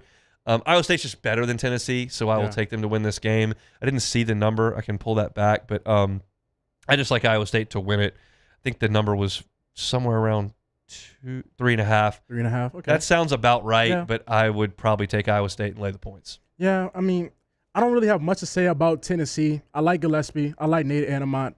And I said it I might have said it last week. It's just, I don't know how they're here in this position. I know, like, they're Tennessee. Barnes. Yeah, they're good. Barnes is great. They have a great coach. And there's nothing about this roster that screams Sweet 16 like they're supposed to be here. I'm not acting like they don't have, like, Nate Anamont's going to be a lottery pick. Yes. So they have players, but this team, just nothing about this Tennessee team strikes me as, oh, they can make a run. So I have to go Iowa State. It's just nothing about them. It's like, oh, they can make that push. They have a guy like that.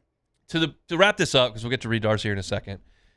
Last night, even though it wasn't the best competitively, and then tonight, you look at the coaches, you look at the lottery picks, you look at the players, you look at the seeds. Cinderella is a fun thing when it happens on that Thursday of March Madness and Siena throws in a half-court shot or Lehigh beats Duke. Like, that's a fun thing to watch at times. But give me this. Give me Pitino. Give me Matt Painter. Give me Duke. Give me Hurley. Give me UConn. Give me Rick Barnes. Like, this is what I want, and this is good. So I can't wait to get home and crank this up. It'll be on the laptop. I'll have LSU Baseball rocking on the big TV until they're done. I'll write my story up, but I'll have this on. I'll have this working, and this is another monster night of basketball. Fade my picks because they are bad. I get questions all the time. Hunt, you do sports for a living. You don't sports bet? Listen to my show. Hear how the picks go. There's a reason I don't just donate my money to the betting apps. I'm dumb because I can't get the picks right, but I'm smart enough to know don't give them your money. So I gave you my picks there. Fade them, get rich. Thank me later. We'll talk to Reed Darcy from The Advocate next. The Hunt Palmer Show. One Bath and Closets, onebathandclosets.com is the website. David Duvall and his team, 30 years redesigning and remodeling bathrooms and closets. They can do a full-scale bathroom renovation. You can do, David Duvall always says soup to nuts is the term he uses. You only have to make one phone call. You don't have to call 4 different contractors, one guy to handle your floor and somebody to handle the plumbing issues, and this guy's got to do the tub, and then, well, we're going to make this a shower, so you bring in somebody for that. Just one call. One Bath and Closets he can handle. He did it for the Haldanes. Brian Haldane is our morning show host on Talk 107.3, and he needed a new master bathroom. He and his wife decided it was time to make a change. They called David Duvall. They're thrilled with the work. He put in an extra vanity in the bathroom, redid the floors, redid all that, and they've been thrilled over at the Haldane House. You can do the same thing. If your bathroom's looking dated, maybe it's just not functioning like it was because it was built in the 80s and it's just run its course. Let David come in and show you what he can do for you. They've got pictures of his fantastic work at the website, onebathandclosets.com. You can get that consultation there as well. Just have a conversation with David. That part's free. If you'd like to go through with things, they've got financing 0% up to 18 months. It's One Bath and Closets. You can find them online at onebathandclosets.com. At Parrish, we bring the same commitment to your home that champions bring to the game. Do business with someone you know. Parrish Construction and Roofing. Parrish Construction and Roofing. ParrishBuilt.com. These are the luckiest ice cubes in the world. They could have been a thankless bed for an all-you-can-eat salad bar. But instead, they've been called upon to cradle and cool a crisp, refreshing Dos Equis. Looks like the lucky just got luckier. Dos Equis.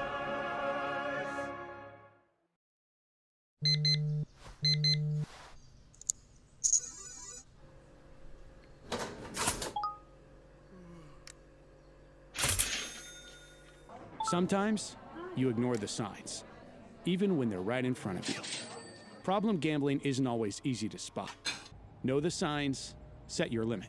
Learn more about healthy gambling habits by visiting us online or text or call for free, confidential help now. At Ochsner, we know healing is a team sport. That's why we've partnered with world-renowned orthopedic surgeon Dr. James Andrews to create the Ochsner Andrews Orthopedics and Sports Medicine Institute. Whether you're a professional athlete or a weekend warrior, our team of specialists are dedicated to getting you back in the game. So whatever your reasons are for reaching your personal best, we've only got one: you. Ochsner Andrews Institute. Long live you. Who bears the standard? Who sets the bar? It's not those satisfied by low-hanging fruit or by taking it easy. Now the standard is set by the best of us, by those who work hard. Dig deeper. Give more. At Sunshine, we're proud to provide John Deere products that work hard for you, the standard bearers. Find the dealer nearest you at sunequip.com. Looking for cleaner energy? Propane is energy for everyone. Propane water heaters are very cost efficient, and the savings are even greater with a tankless propane water heater. We all know that Louisiana propane is a safe and environmentally friendly fuel. So why not go green while you save some green? I'm Miss Louisiana, Gabrielle McLeod, and for more information, visit louisianapropane.com. Looking for the ultimate game day experience? Come to the Queen Casino in Baton Rouge. Wall-to-wall TVs mean you'll see every touchdown in HD. Place your bets and feel the thrill of every play with our... You're listening to The Hunt Palmer Show, brought to you by Corks, Cajun fried fish and shrimp.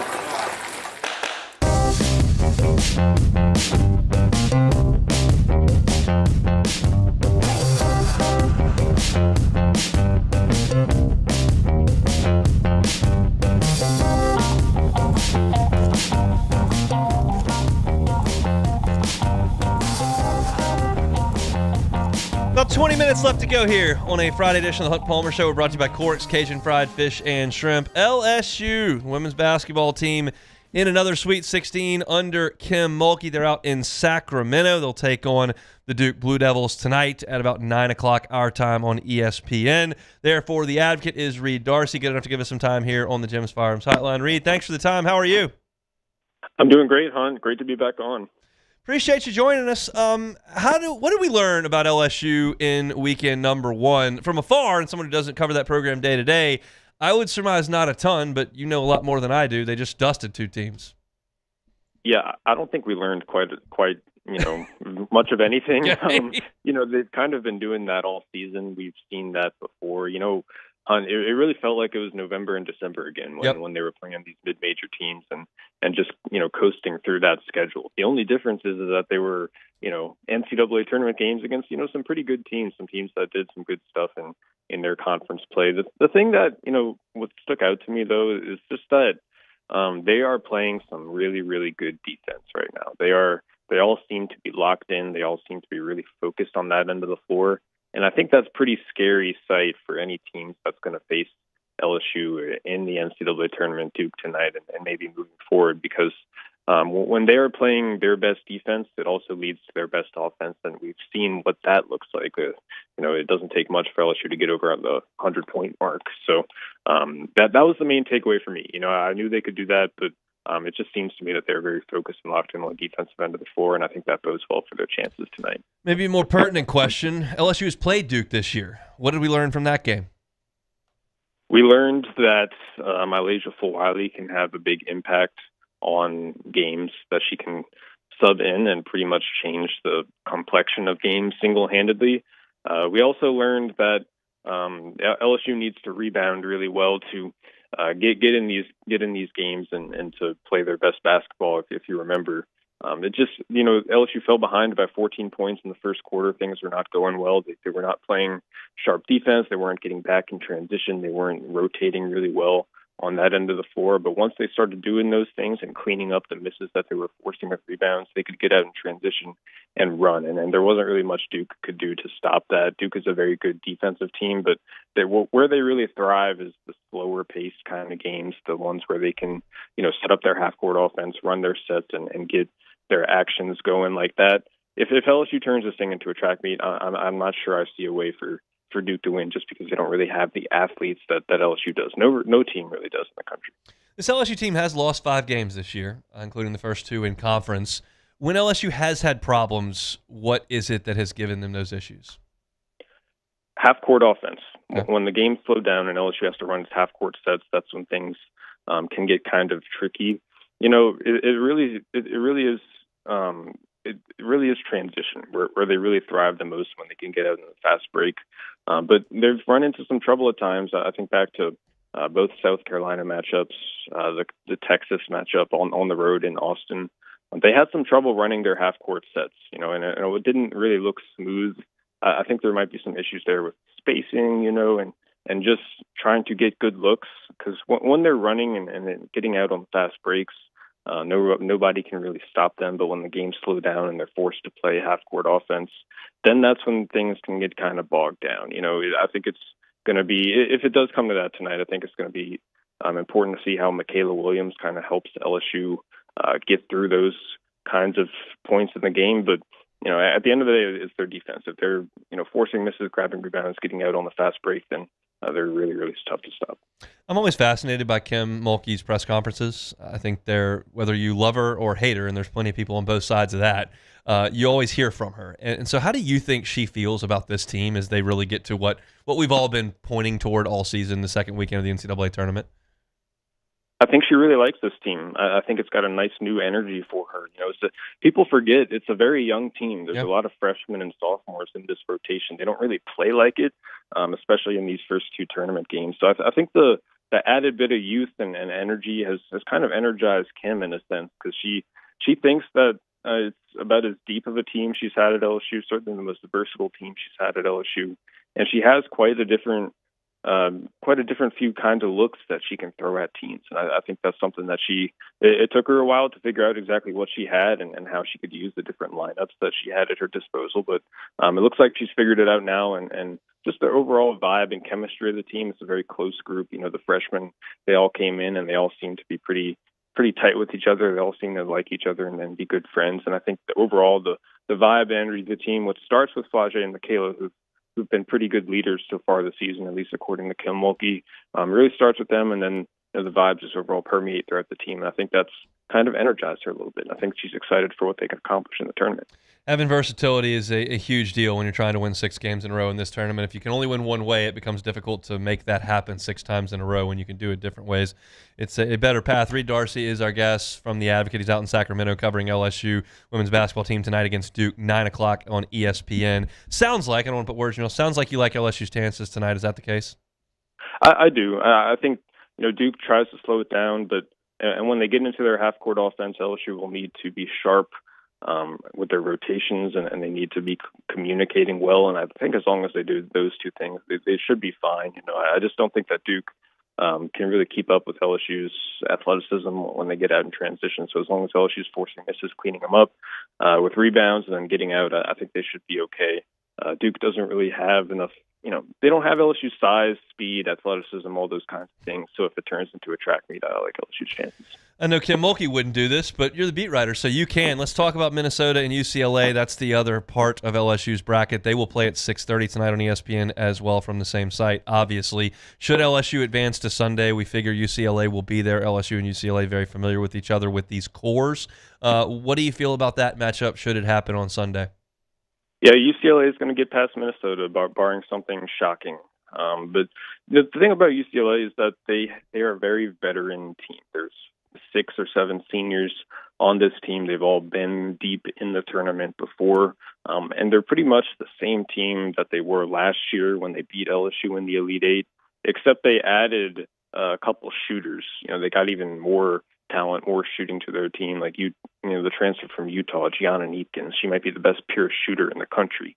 And so the thing that really makes them scary, it's the combination of Lauren Betts on the inside and all the shooters that she has around her. I think the Minnesota coach did a good job of explaining this yesterday. You kind of have to pick your poison. If you help off the shooters and try to send double teams at Betts on the inside, then she can just kick it out and find one of the shooters who can burn you from deep. LSU figured out that lesson the hard way, I think, in the second half of the game against UCLA last year. So I'm not really sure what the answer is in terms of defending this UCLA team, given the fact that they spread you out so much.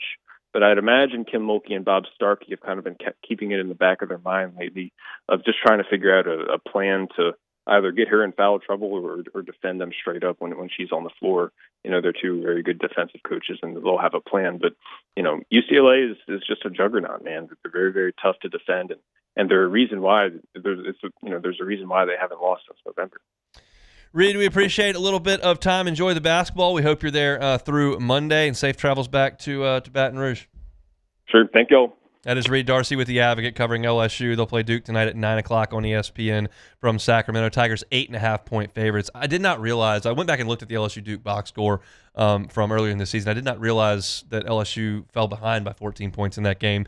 That's not on the box score, so I didn't realize that, but Reed covers the team day to day. He knew that. That makes me feel even better. If you're playing Duke, you're on the road, you go down 14 points in the first quarter, and you still come back and win comfortably, that to me exercises complete control of the basketball game. And when Reed's talking about them saying that Duke can't really keep up and they don't quite have the size, Duke's going to just have to hope that LSU's not making shots. That's really their hope tonight. And then if LSU can get past them, it just sets up a monster showdown with the UCLA team LSU has run into in March now 3 times. Lauren Betts is a force. We'll see if LSU can make that matchup happen on Sunday. Appreciate Reed for a little bit of time. We'll take another time out. One more for the week. Come back and close it up. It's the Hunt Palmer Show. The Hunt Palmer Show. Now's the time, right now, to get by Gotros Outdoor Power because Mower Madness is coming to a close. So you need to go. It's been all week long. These are the best prices you're going to get at Gotros Outdoor Power all year, and it ends coming up tomorrow. So you got to go.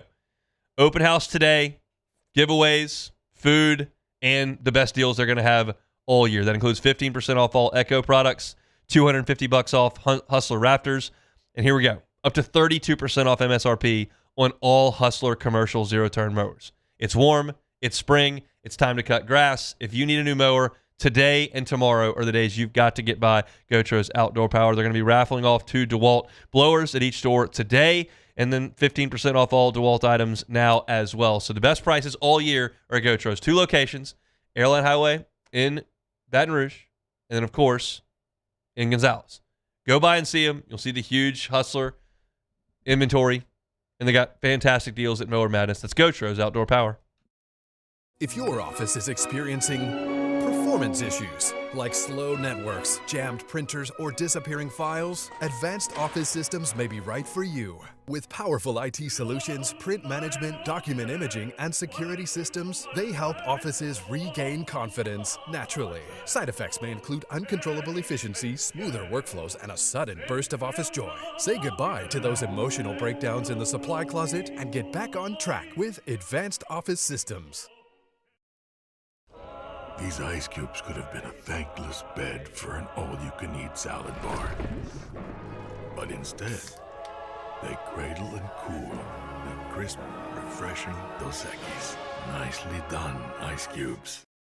At Raising Cane's, we hand batter every chicken finger, mix every cane sauce, butter every Texas toast, stir every slaw, and salt every fry. Because when you do it right, you can taste it in every bite. Raising Cane's chicken fingers, one love. My father, J.B. Falgu, had a vision of growth for First American Bank and the communities we serve. The bank's foundation was built on his legacy of compassion, loyalty, and dedication. Through his years of leadership, First American has prospered to heights even J.B. could not have imagined. I know my father would be extremely proud of the customer service and financial stability that First American provides to Southeast Louisiana. We continue to thrive because of the legacy of J.B. Falgu. Hi, this is Beth Tarina. Welcome to my pool.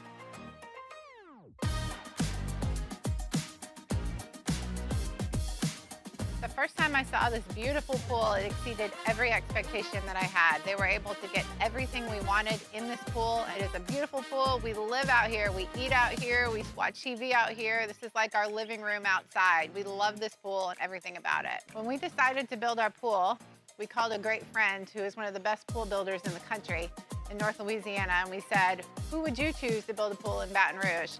And without a hesitation, he told us Russell Pools. He said their history, tradition of great builds, great pools was unmatched. So of course, who did we call? Russell Pools. The advice I would give to anyone looking to build a pool is first call Russell Pools. They'll do an incredible job. It'll be incredibly organized, it'll be time efficient, and you will have your pool in no time.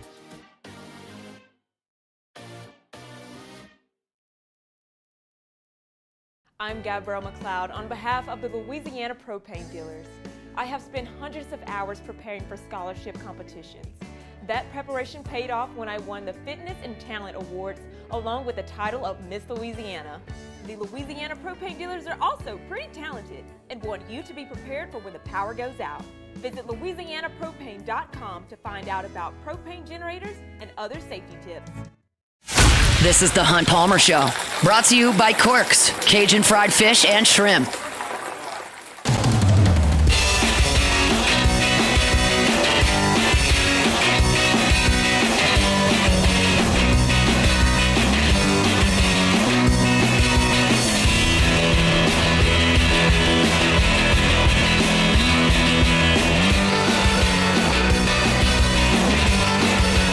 One more time, let me remind you about my friends over at Corks. They're on Government between Foster and Jefferson. Got a hankering for a po' boy, not a better one in town than Corks fried shrimp po' boy. Absolutely love it. It is great, great stuff. If you're one of those folks that's thinking, I'm from South Louisiana, I know seafood, I'm not going through a drive-through to get seafood.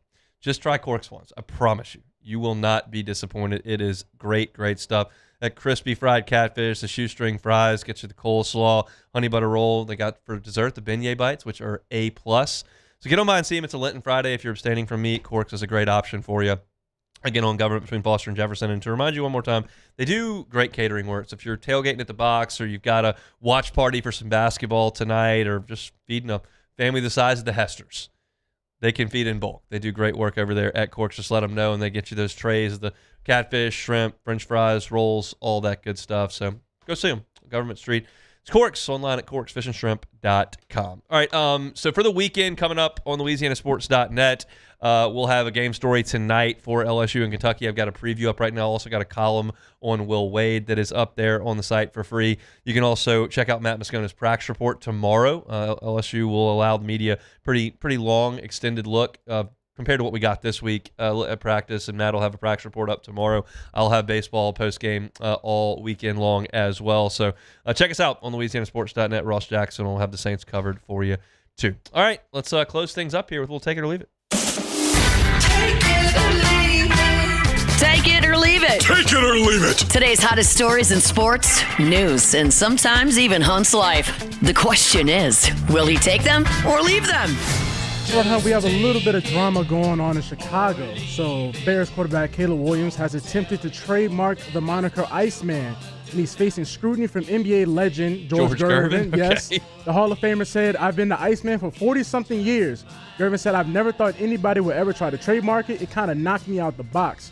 So March 16th, Williams put in his trademark claim to get Iceman trademark, while Gervin put his in on March 20th. So is Caleb Williams the real Iceman? Take it or leave it. I mean, I'm going to leave it. I know George Gervin is the Iceman, but the question becomes, if you're George Gervin, how much are you making off the Iceman at 73, and how often do you use it?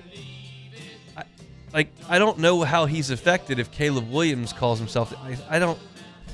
It seems like a frivolous situation that just doesn't. It seems kind of petty to me. It's very petty. It's extremely petty. It's no other.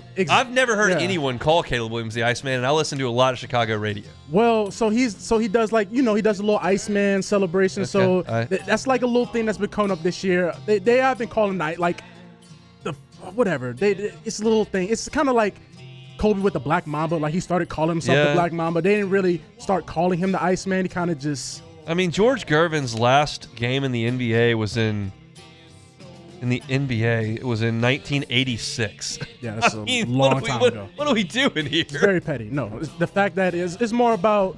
I think it's like. I think your legacy is pretty secure, yes, George Gervin. I think you're just fine. Exactly what it is. So Pizza Hut is bringing back its wild hot dog stuffed crust pizza for baseball season. Each slice has a whole hot dog baked into the crust, but it's only available in Canada.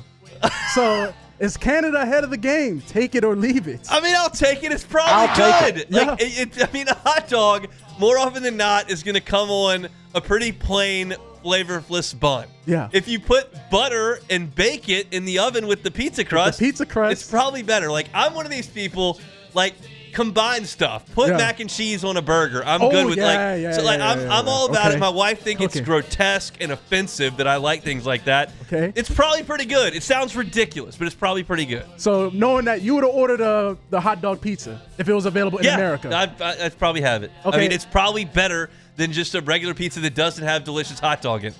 I hate to say it, I probably would have tried it too. I would have been like, hey, what, hot dog in the crust? They were going nuts on a Barstool podcast today. It was the hockey podcast.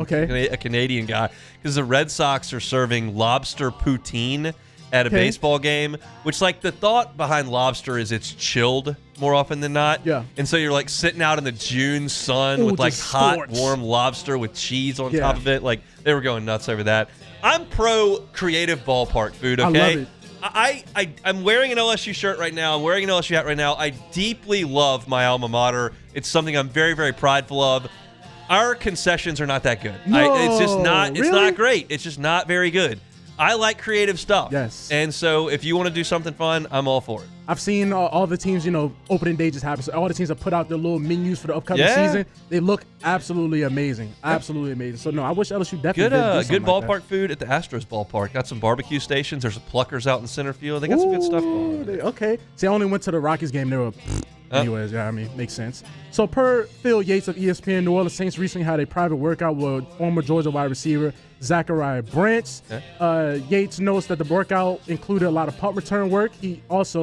Branch did run a 4.3 at the combine. So could Branch be the Rashid Shaheed replacement? Take it or leave it. I'll take it. He's a good player. Was at USC. Was a heck of a player there. Came to Georgia. I mean, never just a monster impact All-American, but definitely a good player and a guy that I would consider him. I mean, he's a better version of Mason Tipton. Oh, man, please. Significantly better. Put some respect on the camp legend. Nobody has a better camp than Mason Tipton every single year. Nobody. Nope. There you go. He finds his way onto this team every time. Chris Hilton. Chris Hilton has a better camp. Oh, you're right. The college version. Yes. Chris Hilton and Mason Tipton. Hey, Chris Hilton might be on his Mason Tipton role coming up. Right. You never know. So I say for take it or leave it. A little bit of breaking news. I don't have any details. Neither does ESPN, but I'll pass this along at the end of the show. It appears that Tiger Woods has been involved in yet another significant car accident. It's been called a rollover accident. Again, I don't have any details, so I don't know the severity of it. His condition is not available. Someone is aware that it did happen and enough to report it on ESPN.com. So we'll see as that comes out. Certainly hope for the best. He played in the TGL match this week and was targeting the Masters to come back. I have no hope that he'll ever be a great player again. None. I have zero. But, he always moves the needle when he's out there, and certainly he was improving enough to play in the TGL match earlier this week. For those who don't know, it's the golf simulator league that they do on Tuesdays. So we'll see what the update on that is. It's just a bummer, man. For someone to be in 3 or 4 significant car accidents. At least 4. It just seems extremely unlucky, or who knows. But that's it's tough to hear. Hopefully everything is okay on that front. But I can't pass along any further details on that. If you missed any of our show today, as we get out of here, you can catch it on demand. 1045ESPN.com's on demand tab. Apple Podcasts, Spotify, Google, wherever you find your sound, you can always find us. YouTube as well. Our whole shows are there. We also have individual channels. Hunt on LSU for all your LSU stuff. Hunt on Saints for all your Saints stuff. Today, we talked it all. We talked spring football with Preston Guy. We talked LSU Kentucky. Talked with Reed Darcy about LSU's women's basketball team. Saints running back discussion we hit on as well, the Sweet 16, both yesterday and today. So jam-packed show. If you missed any of it, you can catch it on demand wherever you find your sound. Matt is going to drive you home and finish up your week here on After Further Review. I'm out of here. Hopefully the Tigers can take care of business both in Sacramento and at the box this weekend. We're back talking about it Monday, next edition of the Hunt Palmer Show. The Hunt Palmer Show. Marucci, right here in Baton Rouge, founded by a couple of former big leaguers and their trainer 22 years ago. They thought, let's make a bat. And then they made some more bats, and the bats were good. And so they kept making bats, and people started swinging the bats, and they liked them. And now all of a sudden, 22 years later, they're official bat of Major League Baseball. It's an incredible story. An incredible, incredible story from right here in Baton Rouge. You turn on the television, which I'll be doing all weekend long to watch the Cubs, you'll see Marucci at the highest level. It's why it's the official bat of Major League Baseball. Go take a tour to hear the story of how Marucci came to be. Go take a tour to see where they make 1,200 bats every single day. If you go to the website, maruccisports.com/campus-tour and get a ticket, every single ticket that you get to the tour comes with a 20% discount in the Campus Tour store and in the Hitter's House. Great for young baseball teams to go check out. Great for young softball teams to go check out. Great for a family to go check out. Go see them at Marucci. Take that campus tour. maruccisports.com/campus-tour. It is Marucci.